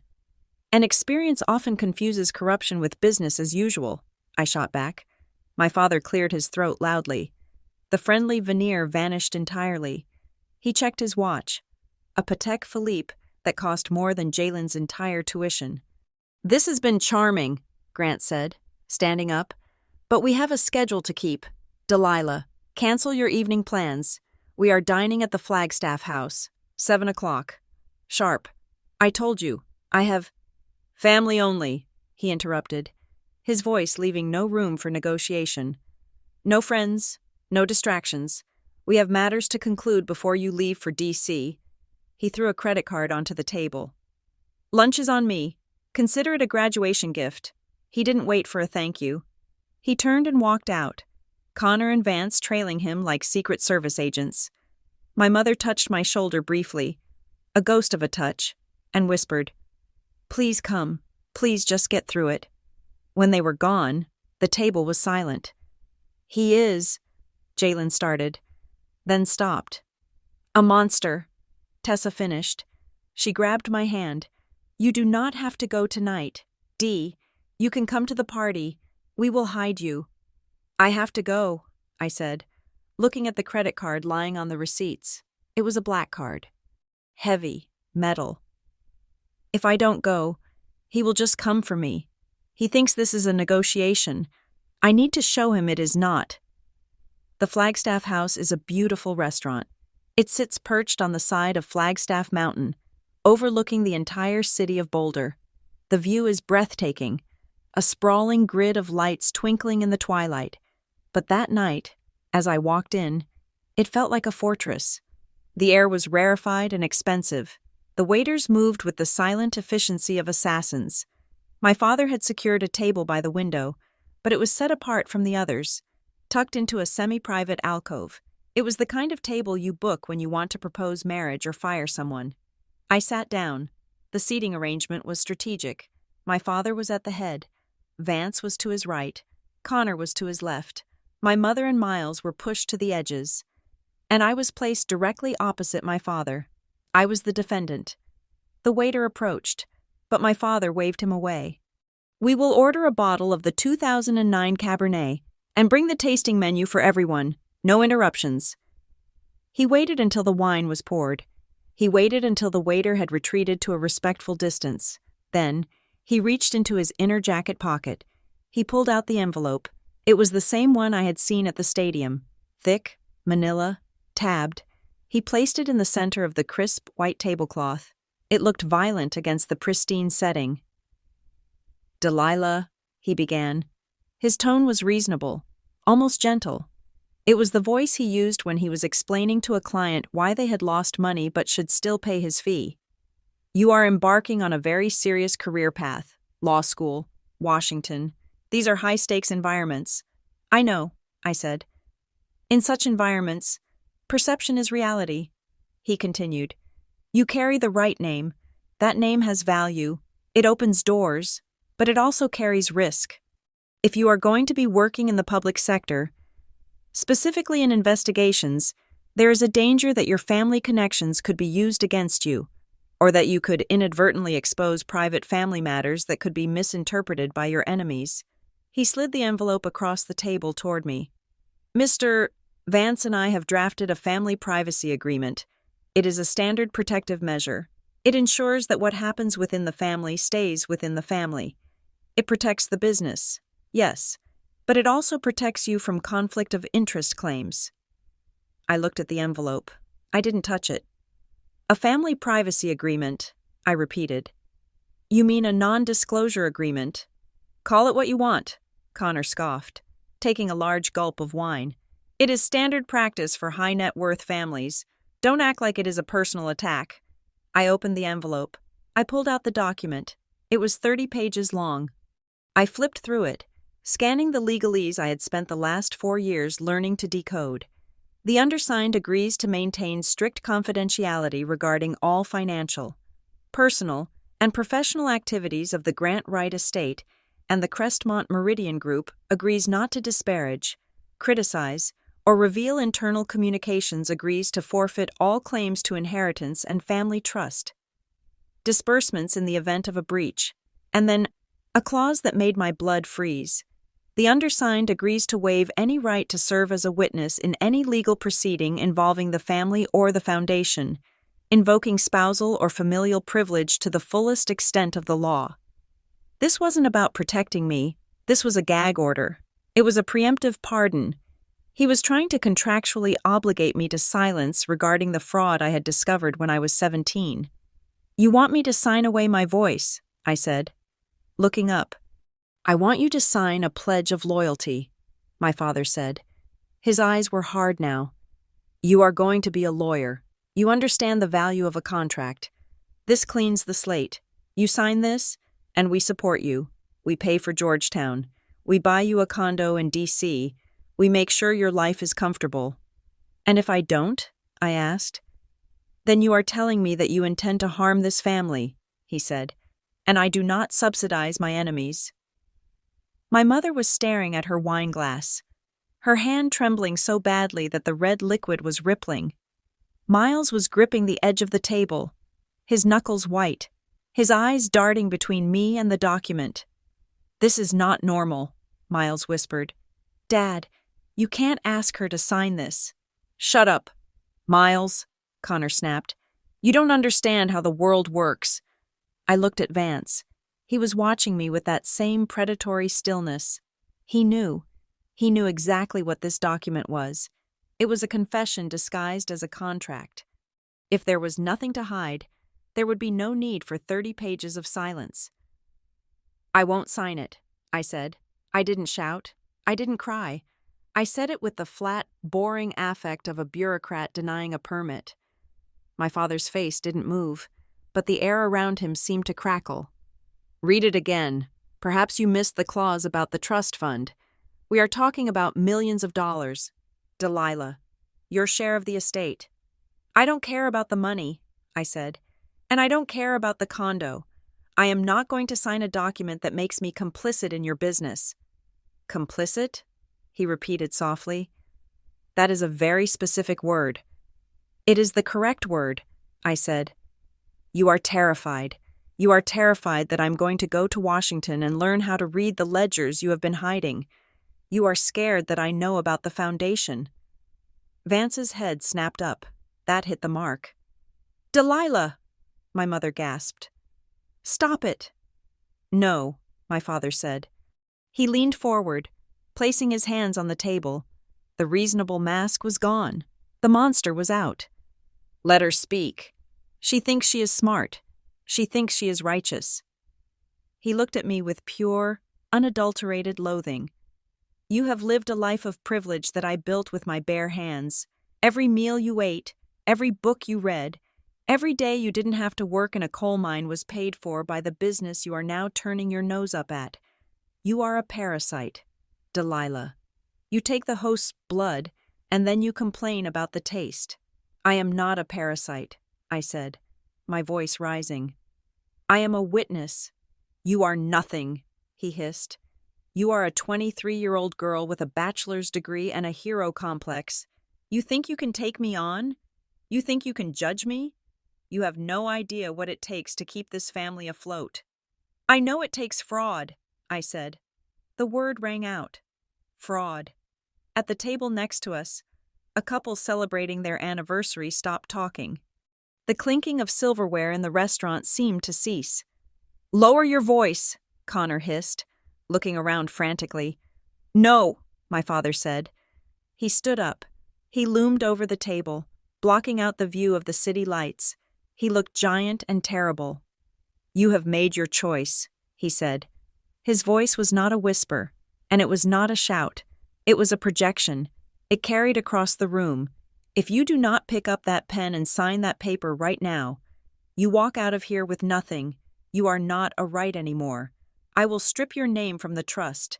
I will cut you out of the will. I will make sure that every door in Washington is closed to you before you even knock. He pointed a finger at my face. You sign, or you are dead to me. The silence in the restaurant was absolute. I could feel the eyes of strangers boring into my back. I could see the terror in my mother's eyes, the resignation in Miles's, the smug anticipation in Connor's. They were all waiting for me to break. They were waiting for the little girl who used to cry when her father raised his voice to pick up the pen and surrender. But the little girl wasn't there anymore. I stood up. I was shaking. But it wasn't from fear. It was from the sheer, adrenaline-fueled realization that he had just played his final card. He had threatened me with the only thing he understood, money and status, and he had found it wanting. I looked him in the eye. You can keep the money, I said, and you can keep the name. I don't need them to destroy you. I didn't wait for his response. I didn't wait for the waiter to bring the check. I turned and walked away from the table. I walked past the silent couples, past the hostess who was pretending not to watch, and out into the cool night air. I didn't look back, but as the door closed behind me, I heard the sound of a glass shattering against the wall. Grant Wright had finally lost control, and the war had officially begun. The sound of the glass shattering against the wall was not the end of the scene. It was the opening gavel. I had turned to leave, my hand reaching for the brass handle of the restaurant door. But my father's voice hooked me back. He did not chase after me physically. He did not grab my arm. He did something far more violent. He turned the entire dining room of the Flagstaff house into his personal auditorium, and he placed me center stage. "Walk away, then," Grant Wright bellowed. It was a shock to hear him shout. My father was a man of hushed tones and backroom deals. He was a man who believed that raising one's voice was a sign of a weak argument, but he was not arguing anymore. He was amputating. I stopped. The restaurant, which had been buzzing with the low hum of expensive conversations and clinking silverware, went dead silent. The silence was heavy, thick with the sudden, prurient interest of wealthy people witnessing a breakdown. I turned back slowly. My father was standing by the table. His face was flushed a deep, mottled red, contrasting sharply with his silver hair. He looked at me across the expanse of the room, ignoring the waiters who were freezing in their tracks, ignoring the manager who was hesitantly stepping forward. He pointed a finger at me, a gesture so accusatory, so theatrical, that it felt like he was performing for an invisible camera. "You want to leave?" he announced, his voice booming off the floor-to-ceiling windows. "Then go. But you leave as a stranger. I am done protecting you. I am done subsidizing a daughter who spits on the very hand that feeds her." He was not looking at me anymore. He was looking around the room, making eye contact with the other diners, seeking their validation. He was spinning the narrative in real time. "I have spent 20 years building a legacy of integrity," he declared, his voice trembling with a manufactured righteousness. "I have built a reputation in this country, and I will not let it be dragged through the mud by a child who has been brainwashed by radical professors and resentment." "Grant, please," my mother whispered. I could see her from where I stood. She was clutching her napkin to her chest, her eyes wide and terrified. She looked like she was watching a car crash in slow motion. "No, Elaine," he snapped, cutting her off without looking down. "She wants to be an adult? Let's treat her like one." He turned his eyes back to me. They were cold, hard, and absolutely merciless. "I am disowning you, Delilah, not just financially. I am disowning you in every sense of the word. From this moment on, you do not speak for this family. You do not carry this name." He took a breath, straightening his jacket, regaining some semblance of his corporate posture. "If you attempt to use the name Wright to secure employment, to gain entry to a university, or to leverage the reputation I have built, I will publicly denounce you. I will sue you for misrepresentation. You are choosing to be an enemy of this business? Fine, then you lose the privileges of the bloodline." I stood there by the door. I could feel the heat rising in my cheeks, but it wasn't shame. It was a strange, vibrating energy. I looked around the room. People were staring. A woman at a table near the bar had her phone raised. The camera lens pointed directly at us. A man in a business suit was whispering to his companion. Shaking his head, they saw a spoiled daughter being disciplined by a titan of industry. They saw a family tragedy. Connor was nodding at the table, his face twisted into a mask of pious agreement. He looked at me with a sneer that said, "You asked for this." Miles was looking down at his empty plate, his hands gripping the tablecloth so hard I thought the fabric might tear. And in that moment, something inside me snapped. But it wasn't a break. It was a realignment. For 23 years, I had been the girl begging for approval. I had been the girl scanning her father's face for a flicker of pride, the girl who hid her true self in the library, the girl who encrypted her life to avoid his judgment. I had been terrified of this exact moment, the moment he would cut the cord. But now that it was happening, I realized he wasn't cutting the cord. He was handing me the scissors. He thought he was stripping me of my identity. He thought that without the name Wright, I was nothing. He didn't understand that the name Wright was the only thing holding me back. I looked at him. I really looked at him. I didn't see the CEO. I didn't see the powerful patriarch. I saw a man who was terrified. I saw a man who was making a loud noise to cover up a quiet crime. I let go of the door handle. I took a step back toward the table.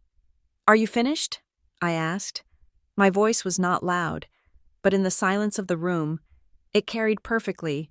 It was calm. It was the voice of a lawyer approaching the bench. My father looked taken aback. He had expected tears. He had expected me to run out the door. He hadn't expected me to walk back into the ring. "I am finished with you," he spat.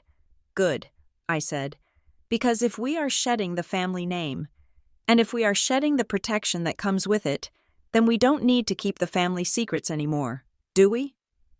The air in the room changed. The voyeuristic curiosity of the diners shifted into something sharper. Tension. "What are you talking about?" Connor barked, standing up. "Get out of here. Delilah." I ignored him. I kept my eyes locked on my father. "You mentioned integrity," I said, pitching my voice so that the table of 4 next to us, businessmen, by the look of them, could hear every syllable. "You mentioned the reputation you built. It is interesting that you bring that up." "Watch yourself," Vance warned. He hadn't moved, but his body was coiled like a snake. "I am watching," I said. "I have been watching for 5 years. I have been watching the ledger." My father's face went rigid. The red flush drained away, leaving him a pale, waxen gray. "You want to talk about why I chose my career path?" I continued, taking another step closer. "You told everyone here that I'm betraying the family values. But which values are those, Father? The values you talk about in your annual report? Or the values you practice in the dark?" "That is enough," my father said. His voice was lower now, dangerous. "Leave, now. I am not a right anymore, remember?" I said, a cold smile touching my lips. "So I don't have to follow your orders, and I certainly don't have to protect the Wright Family Foundation." When I said the name of the charity, Grant Wright flinched as if I had slapped him. It was a physical recoil. "I think," I said, turning slightly to address the room as much as him, "that the people here might be interested to know how a charitable foundation, designed to support the arts and education, ends up paying out settlements to the clients of Crestmont Meridian Group." "Shut your mouth," my father hissed. He looked panic-stricken. He looked like a man who had just heard the fire alarm scream in a crowded theater. "3 families," I said. I held up 3 fingers. "The Hanleys, the DeSantos, the McKays." I saw the recognition in his eyes. He knew those names. He knew I shouldn't know them. $750,000 to the Hanley Trust, I recited, the numbers rolling off my tongue like a prayer. Classified as consulting fees, $1.2 million to the DeSantos, $450,000 to the McKays. "You are lying," Connor shouted, but his voice cracked. He looked at our father, waiting for a denial, but none came. "And the best part?" I said, dropping my voice to a lethal, intimate volume. "The authorization signatures, Elaine Wright, only, Mom didn't sign them, did she?" I looked at my mother. She was not breathing. Her face was a mask of sheer horror, but her eyes were locked on mine. She was trembling, vibrating with the force of the collision. "Delilah, stop," she whispered. "Please." But there was no anger in her eyes. There was fear, yes, but beneath the fear, there was something else, a plea, a desperate, silent signal. "Burn it down." "You are slandering this family," my father shouted, trying to regain control of the narrative. "I will sue you. I will sue you for defamation of character. I will bury you in litigation until you are 80 years old." "Go ahead," I said. "Sue me." I stood tall. I felt 10 feet high. "Truth is an absolute defense to defamation," I said. "You know that, Mr. Vance knows that." I glanced at Vance. He wasn't looking at me anymore. He was looking at my father with a look of pure professional disgust. He knew the situation had just gone critical. He was already calculating the fallout. "You have no proof," my father snarled. He was gripping the back of his chair so hard his knuckles were purple. "You have nothing but the ravings of a jealous child." "I have the files," I said. The room went dead still. "I have the emails," I continued. "I have the wire transfer records. I have the metadata from the forged signatures. I have the settlement agreements you keep in the leather box in the bottom drawer of your desk, the one you think is locked." My father stood frozen. He looked small. For the first time in my life, the giant who had shadowed my entire existence looked like a small, sad man in an expensive suit. "I didn't take them to hurt you," I said, my voice softening just a fraction. losing its theatrical edge and becoming personal again. I took them because I wanted to understand. I wanted to understand how a man could preach about ethics while stealing from his own wife's charity to cover his incompetence. "Delilah," he croaked. It was a plea. "You wanted a settlement tonight," I said. "You wanted me to sign an NDA. You wanted to buy my silence." I reached into my purse. I pulled out my phone. I held it up. "There is no settlement," I said. "I have copies. I have backups. They are in the cloud. They are with people you can't buy and you can't threaten." I looked at Connor. He was staring at me with his mouth open, his worldview crumbling in real time. I looked at Miles. He was crying, silent tears streaming down his face, but he was nodding, a slow, rhythmic nod of validation. "You said I am not a right," I said to my father. "You are right, because I am not a thief, and I am not a coward."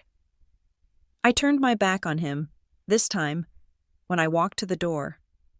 Nobody spoke. The silence was absolute. The diners were not eating, the waiters were not moving. I walked through the heavy wooden doors and out into the cool mountain air.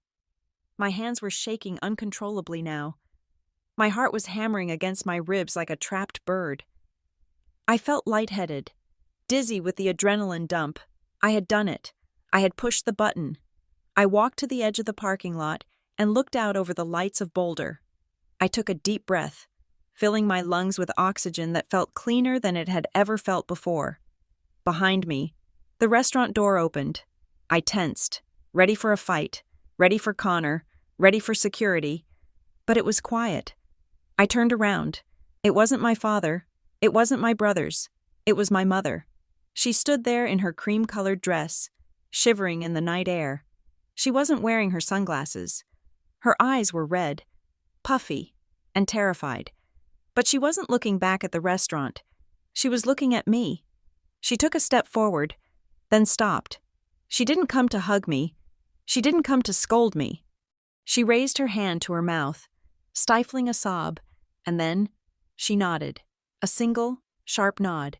"Go." I turned and ran. I ran toward the lights of the city. I ran toward my car. I ran toward Washington.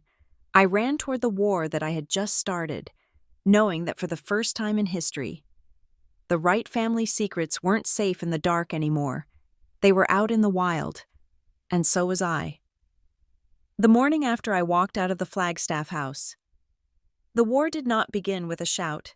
It began with a press release.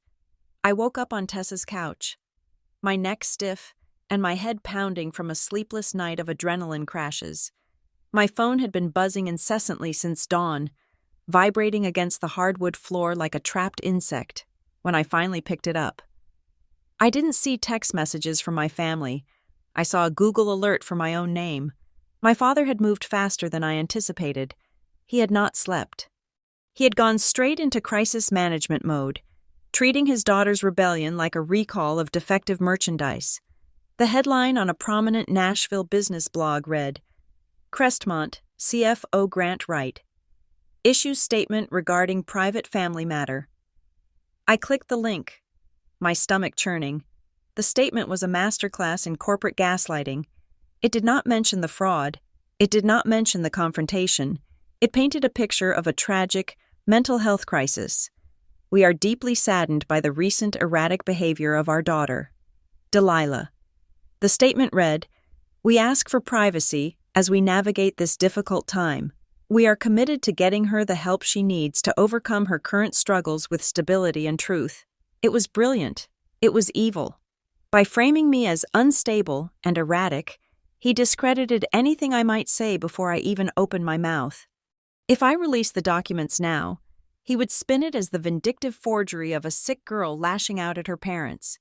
He was inoculating the public against the truth. I threw the phone onto the cushion. "He is trying to bury me." Tessa walked in, holding 2 mugs of black coffee. She looked at the screen over my shoulder. "He is scared. Dee, people don't issue press releases about their kids unless they are terrified of what the kid knows." "He is rewriting reality," I said, my hands shaking as I took the mug. "He is turning me into a patient so he can remain the doctor. But the PR campaign was just the air war. The ground assault came 2 hours later. I received a call from the Dean of Admissions at Georgetown Law. I had met her once during the interview process. A formidable woman who respected grit. When I saw the DC area code, I thought she was calling to congratulate me on graduation. "Ms. Wright?" she said, her voice cool and professional. "I received a rather disturbing phone call this morning from a donor, a Mr. Grant Wright." My blood ran cold. He wasn't just trying to ruin my reputation in Nashville. He was trying to nuke my future in Washington. "I can explain," I started, but she cut me off. "He expressed concern about your ethical fitness," she said. "He suggested that there were academic integrity issues in your past that had been swept under the rug, and that your mental state might not be suitable for the rigors of a legal education." I gripped the phone so hard the plastic case creaked. "He is lying. I have a 4.0 GPA. I have never cheated in my life. I am a whistleblower. Dean, that is why he is doing this." There was a long silence on the other end. "I know, Delilah," she said finally, her tone softening. "I reviewed your file. I read your personal statement again, and quite frankly, I have been in this town long enough to recognize a hit job when I hear one. Men like your father think the phone lines in Washington work the same way they do in the country club. They don't." I let out a breath I didn't know I was holding. "So, I am still in?" "You are still in," she said firmly. "In fact, I am noting this interaction in your file. If anything, it proves you have the exact kind of fortitude we look for. Do not let him rattle you. See you in August." I hung up, feeling a surge of vindication. He had overplayed his hand. He was so used to people folding the moment he applied pressure that he didn't know how to handle someone who stood their ground. But the attacks kept coming. By noon, my extended family had joined the fray. I received text messages from aunts I hadn't seen in 5 years. Cousins who only called when they needed money. They were all variations of the same script. "How could you do this to your father? After everything he paid for? You are breaking your mother's heart." They didn't ask about the fraud. They didn't ask why I left. They just repeated the narrative my father had fed them. I was the ungrateful villain. He was the benevolent patriarch. I blocked them all, one by one, severing the digital limbs of my family tree. The only person who didn't attack me was Miles. And then, the war moved from psychological to technical. "Dee!" Jalen shouted from his bedroom. "Get in here, now!" I ran into his room. Jalen was hunched over his rig, 3 monitors glowing with lines of code. "Someone is trying to brute force your email," he said, his fingers flying across a mechanical keyboard. "And not just your email, they are trying to access your old cloud backups, the ones you synced from your laptop freshman year." "Can they get in?" I asked, panic rising in my throat. "They are using a commercial-grade cracker," Jalen said, his face illuminated by the blue light. "This isn't some script kiddie. This is a firm, probably a digital forensics team hired to scrub you clean." "Vance," I whispered. "The man at the restaurant. The fixer." "I am locking it down," Jalen said, sweat beading on his forehead. "I am migrating your encrypted volume to a cold server I run out of a basement in Estonia. They can knock on the door all they want, but nobody is home." He hit the enter key with a flourish. "Done. Your evidence is safe. But Delilah, they know you have it. They are hunting for the files." I realized then that my father wasn't just angry. He was desperate. He knew I hadn't been bluffing at the restaurant. He knew I had the smoking gun, and he was sending digital mercenaries to disarm me. That night, the silence from my immediate family broke. My phone lit up at 2 a.m. It was a text from Miles. "Are you awake?" I sat up in the dark living room, wrapped in a blanket. "Yes," I typed back. "Do you still have the photos?" Miles asked. "The ones from the library?" My heart hammered. "Why?" "Because he is making Mom sign something," Miles wrote. The bubbles appeared and disappeared for a long time, as if he was terrified to type the words. "He brought lawyers to the house today. They drafted a statement for her. It says that she audited the accounts herself and found no irregularities. It says that you have a history of fabricating stories for attention. It basically says you are a liar, and she is the witness against you. I stared at the screen, tears blurring my vision. He was using her. He was holding a gun to her head, metaphorically, perhaps, or maybe financially, and forcing her to pull the trigger on her own daughter. She doesn't want to sign it, Miles continued. I heard them arguing. He told her that if she doesn't sign, the firm goes under. He told her that if the firm goes under, she loses the house, her pension, her social standing. He is holding her life hostage. I felt a cold rage settle in my chest. This was extortion. He was leveraging his wife's fear to cover his crimes. Tell her not to sign, I typed furiously. Tell her I have enough to burn him down without her. She is scared, Miles replied. But she is asking for you. She whispered your name when he left the room. Before I could reply. My phone rang. It wasn't Miles. It was an unknown number. I hesitated, then answered. Hello? Miss Wright? A voice rasped. It was a man, older, his voice thick with the sound of a smoker who had spent too many years in stressful rooms. You don't know me, but I used to work for Crestmont, in the back office. Who is this? I asked, signaling Jalen to start tracing the call. Though I knew it was likely a burner. It doesn't matter, the man said. I heard about what happened at the Flagstaff house. Word travels fast in the alumni network. You rattled the cage. I told the truth, I said. You told part of the truth, the man corrected. The payments to the families? That is just the leakage. That is just the sloppy maintenance. What do you mean? The real problem isn't the payouts, he said. It is the source. 5 years ago, there was an internal audit. It was supposed to be routine. We found a hole in the liquidity pool, about $4 million. Your father didn't fix it. He moved it. He hid it in the foundation's endowment. My grip on the phone tightened. I know about the foundation. You know he used the money, the man said. But do you know how he certified it? He used your mother's signature stamp to verify the annual audit reports. She didn't just sign the checks. Kid, legally, she signed off on the solvency of the entire scheme. If he goes down, she goes to prison for securities fraud. That is why he is so sure she will stick by him. He made her the architect of her own destruction. The line went dead. I sat there in the darkness, the phone still pressed to my ear. It all made sense. The fear, the drinking, the frantic whispering. My mother wasn't just a victim of emotional abuse. She was a framed co-conspirator. He had set it up so perfectly that she couldn't leave him without incriminating herself. I needed to talk to her. Not over the phone, not through Miles. I needed to look her in the eye. The next morning, at 10 o'clock, my phone rang again. It was my mother. I picked it up, expecting to hear the usual hushed, fearful whisper. Delilah, she said. Her voice was clear. It was steady. It was the voice of the woman she used to be before the country club suffocated her. Mom? I am in Denver, she said. I stood up. What? I told him I was going to the spa, she said. I took the car. I am at the coffee shop on Pearl Street, the one where you used to study. Meet me. Mom, he will know, I said. He tracks the car. Let him track it, she said. I am done hiding.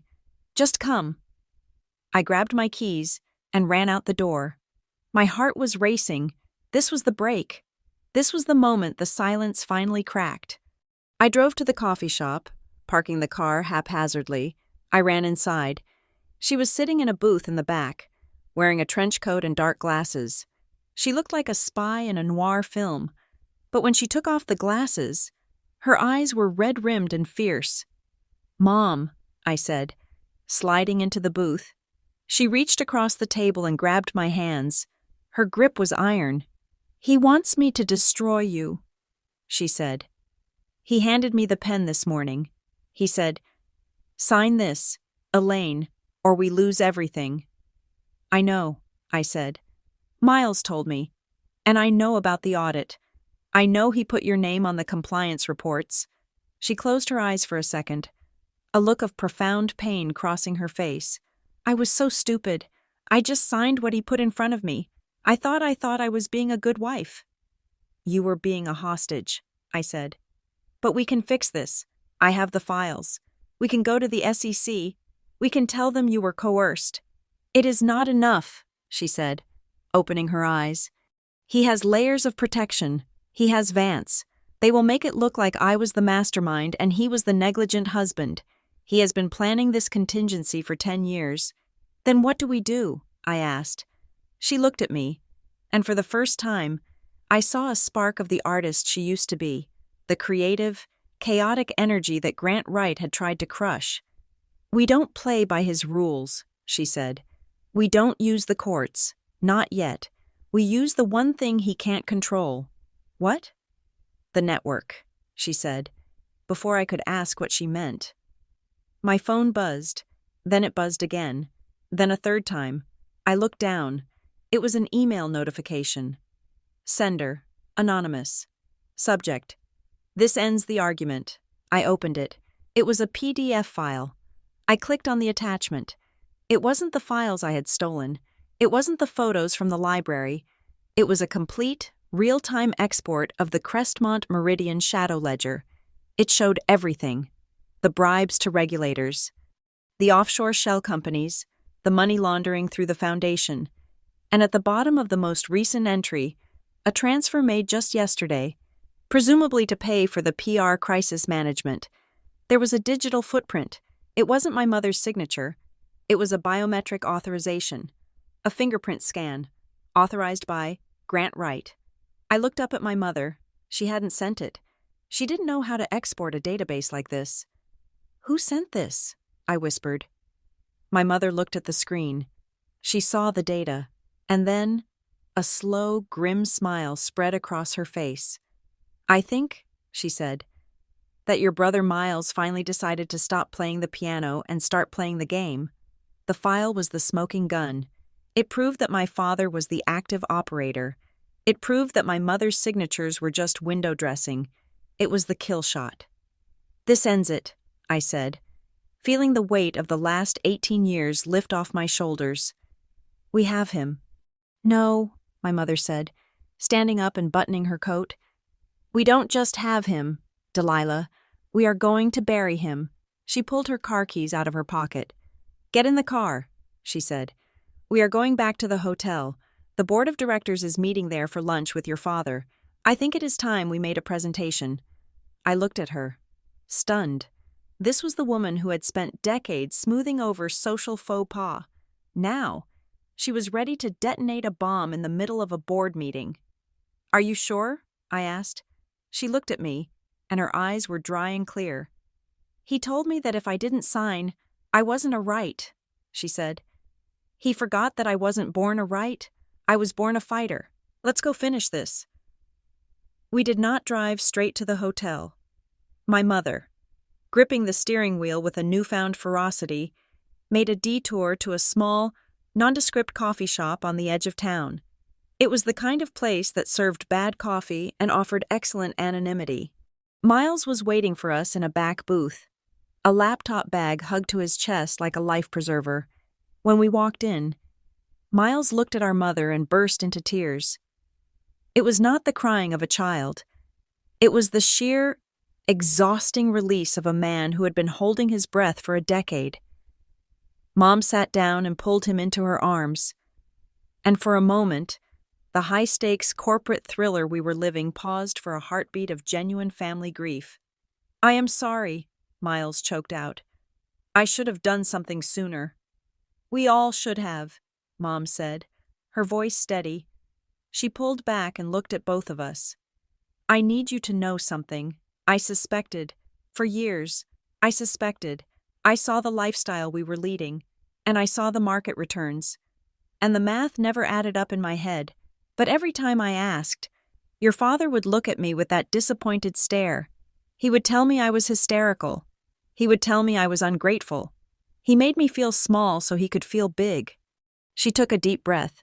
But I am done being small. Miles wiped his face and unzipped his bag. He pulled out a silver USB drive. It looked innocuous. A tiny piece of plastic that you might find in a junk drawer, but Miles handled it like it was radioactive material. "This is it," Miles said. I got into his old laptop, the one he thought he bricked last year. He didn't destroy the hard drive. He just corrupted the boot sector. I recovered the data. He slid the drive across the chipped laminate table to me. "It is not just the ledger," Miles said.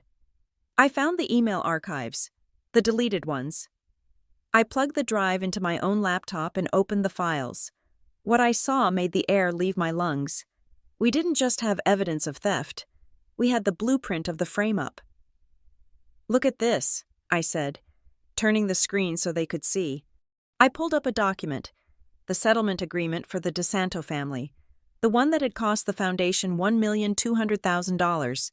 Then, I opened a second file. It was a digital invitation for the Wright family spring gala from 4 years ago. "The signature," I said. Pointing to the screen, I overlaid the two images. They were identical. Not just similar, they were mathematically perfect matches. The angle of the E, the pressure variance on the L, the trailing ink on the T. No person signs their name exactly the same way twice. There is always a microscopic variation. "He didn't force you to sign these settlements," I said to my mother, the realization chilling me to the bone. "He scanned your signature from the party invitations. He used Photoshop to lift it and paste it onto the legal documents." I right-clicked on the settlement file and opened the metadata. Created, October 14th, 2019. Modified by user administrator/Grant Wright. Asset import, E_Wright_sig_scan.png. "He forged it," Miles whispered. "He literally copy-pasted her into prison time." "He thought he was clever," Mom said, her eyes cold. "He thought I would never look. He thought you would never understand the technology." She stood up. "Come on. The board is breaking for lunch at the street. Julianne in 30 minutes. We are going to be their dessert." We walked into the St. Julian Hotel not as a broken family, but as a prosecution team. My mother led the way. She walked past the concierge, past the security detail that recognized her, and straight toward the private conference room reserved for the Crestmont Meridian Board. The doors were heavy oak. Mom didn't knock. She pushed them open with both hands. The room was filled with the scent of expensive roast beef and old money. Around the long mahogany table sat 7 men and 2 women, the board of directors. At the head of the table sat my father, Grant Wright. He was in the middle of a joke, a glass of sparkling water in his hand. He stopped. The glass lowered. "Elaine," he said, his smile faltering. "Delilah? What is this?" "We are in a meeting." "I know," Mom said. She walked to the other end of the table, directly opposite him. "And as a director of the Wright Family Foundation, which is currently the topic of this discussion, I am calling an emergency motion." "This is highly irregular," a man with a white mustache sputtered. "Grant, what is going on?" "My wife is not feeling well," Grant said, standing up, his eyes darting to Vance, who was sitting in the corner. Vance stood up too, reaching for his phone. "Delilah, take your mother home. Now." "Sit down, Grant," I said. My voice was not the voice of his daughter. It was the voice of the top student in my constitutional law class. It was the voice of a woman who had spent 5 years waiting for this specific minute. "Excuse me?" Grant laughed, but it was a nervous, hollow sound. "Security!" "If you call security," I said, plugging Miles's USB drive into the presentation port at the end of the table, "I will upload what I am about to show you to the Securities and Exchange Commission, the FBI, and the Wall Street Journal, right now. It is just in this room. You have 5 minutes to decide if you want to keep it that way." The projector hummed to life. The screen behind my father lit up. The room went deadly silent. "What is that?" the man with the mustache asked, squinting at the screen. "That," I said, "is the unredacted ledger of the Crestmont Meridian Group, cross-referenced with the bank statements of the Wright Family Foundation." I clicked a button. The spreadsheet populated. Red lines appeared, connecting the consulting fees paid to the Hanley, DeSanto, and McKay families directly to the account losses in the main fund. Grant used the charitable endowment to cover his trading losses, I explained, walking the board through the crime with surgical precision. He lost $4 million in high-risk derivatives. Instead of reporting it, he siphoned money from the charity, disguised it as grants, and paid off the clients to sign NDAs. "That is a lie," Grant shouted. "Those were legitimate consulting expenses. This girl is estranged. She is vindictive." "Legitimate expenses?" I asked. "To a widow who teaches piano? To a car dealership owner?" I clicked the next slide. The signature analysis appeared. The side-by-side comparison of the gala invitation and the legal document, with the metadata highlighted in yellow. "And here's how he did it," I said. "He forged Elaine Wright's signature. He framed his own wife to shield himself from liability." The board members were exchanging looks. The atmosphere in the room had shifted from annoyance to horror. These were people who cared about one thing: their own exposure. They were looking at Grant not as a leader, but as a contagion. "This is fabricated," Grant stammered. He was sweating now, visible beads running down his temples. "Digital trickery. Connor, tell them." He looked at Connor, who was sitting near the middle of the table, looking pale and sick. "Connor knows nothing," Grant insisted. I looked at Connor. "Connor, look at the screen. Look at the dates. You were the intern on the DeSanto account. You remember the panic. You remember Dad closing the door and shredding documents." Connor looked at the screen. Then he looked at our father. He saw the sweat. He saw the desperation. And for the first time in his life, Connor Wright realized that the hero he worshipped was a villain who would throw him under the bus without a second thought. Connor didn't speak. He just looked down at his hands and slowly pushed his chair back, distancing himself from our father. "It is not enough," Grant said, his voice rising to a shout. "You have spreadsheets. I have explanations. I have market context. You have no proof of intent." "Actually," I said. "We do." I looked at Miles. He nodded. I clicked the final file. It was an audio file. "Miles found this on your old dictaphone backups," I said. "Dated November 3rd, 2019. A conversation between you and Mr. Vance." I pressed play. The audio was crisp. It filled the room. Vance's voice. "Grant, the paper trail is too thin. If the auditors look at the foundation, they will see Elaine isn't attending the board meetings where these grants are approved." Grant's voice. "It doesn't matter. Elaine will sign whatever I put in front of her. She always signs. She is too afraid of losing the house to ask questions. And if it blows up, it is her signature on the check, not mine. I have plausible deniability." Vance's voice. "That is cold. Grant, she is your wife." Grant's voice. "She is an asset, and right now, she is a depreciating one." The recording ended. The silence that followed was heavy enough to crush a man, and it did. My father stood there, his mouth opened, but no sound came out. He looked at the board members. They were not looking at him. They were looking at their papers, at their phones, anywhere but at the dead man walking. He looked at Vance. Vance was already packing his briefcase. His face a mask of indifference. The rat was leaving the sinking ship. And then, Grant looked at my mother. She was standing tall, her chin raised, looking at him with a pity that was worse than hatred. "Elaine," he whispered. "It was stress. I was protecting the family." "No, Grant," she said clearly. "You were protecting yourself, and you were willing to sell me to do it." The chairman of the board stood up. He was a terrifying man in his 70s who had not spoken a word until now. "Grant," he said, his voice low and final, "we will be accepting your resignation effective immediately. Security will escort you to your office to collect your personal effects. Your access to the company accounts is frozen as of..." He checked his watch. "1 minute ago." "You can't do this," Grant screamed. "I built this firm." "And you just destroyed it," the chairman said. 2 security guards stepped forward. My father. The man who had terrified me for 23 years, the man who had ruled our lives like a dictator, was gently but firmly taken by the elbows. He tried to shake them off. He looked at me one last time. There was no anger left in his eyes, only shock.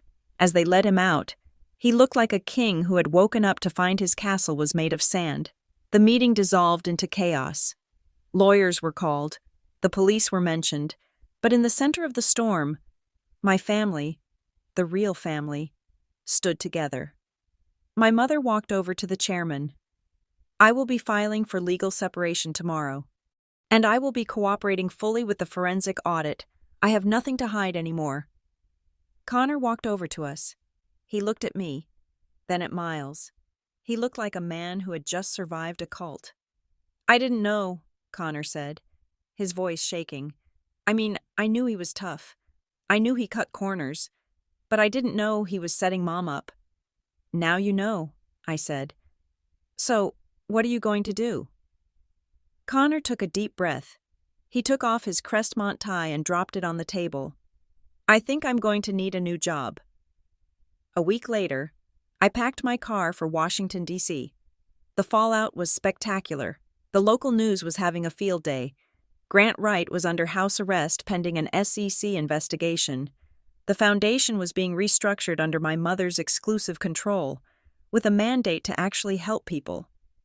I stood in the driveway of the big brick house one last time. It didn't look like an embassy anymore. It just looked like a house. My mother and Miles were there to see me off. Mom looked 10 years younger. She was wearing jeans and a t-shirt, something my father would have forbidden.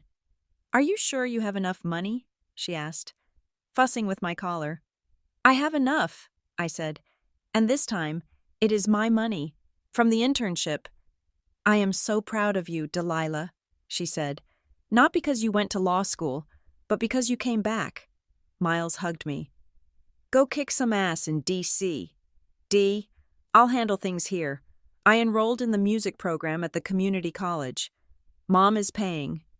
Good, I said. Play loud. I got into my car. It was a used Honda I had bought with my own savings. It wasn't a luxury vehicle, but it ran. I backed out of the driveway, past the manicured lawn that was already starting to look a little less perfect, a little more human. I rolled down the windows and let the wind hit my face. For years, the name Wright had felt like a cage. It had felt like a debt I could never repay, a standard I could never meet. But as I merged onto the highway, heading east toward the capital, I realized something. I hadn't changed my name. I hadn't run away from it. I had cleaned it. I was Delilah Wright. I was the daughter who brought the truth home. And as the skyline of Nashville faded in my rearview mirror, I knew I wasn't leaving my history behind. I was taking it with me, as fuel. I had entered the story as a victim. I was leaving it as a prosecutor. And the world was full of men like Grant Wright who thought their secrets were safe in the dark. I was on my way to turn on the lights. Thank you so much for listening to Delilah's story of justice and redemption. I would love to know where you are tuning in from today. Are you listening from a quiet room like Delilah's library? Or maybe on your commute to build your own empire? Please let me know in the comments below so we can connect. If you enjoyed this story, please subscribe to the Lily Revenge Stories channel, like this video, and smash that hype button so we can share this journey with even more people. Your support means the world to me.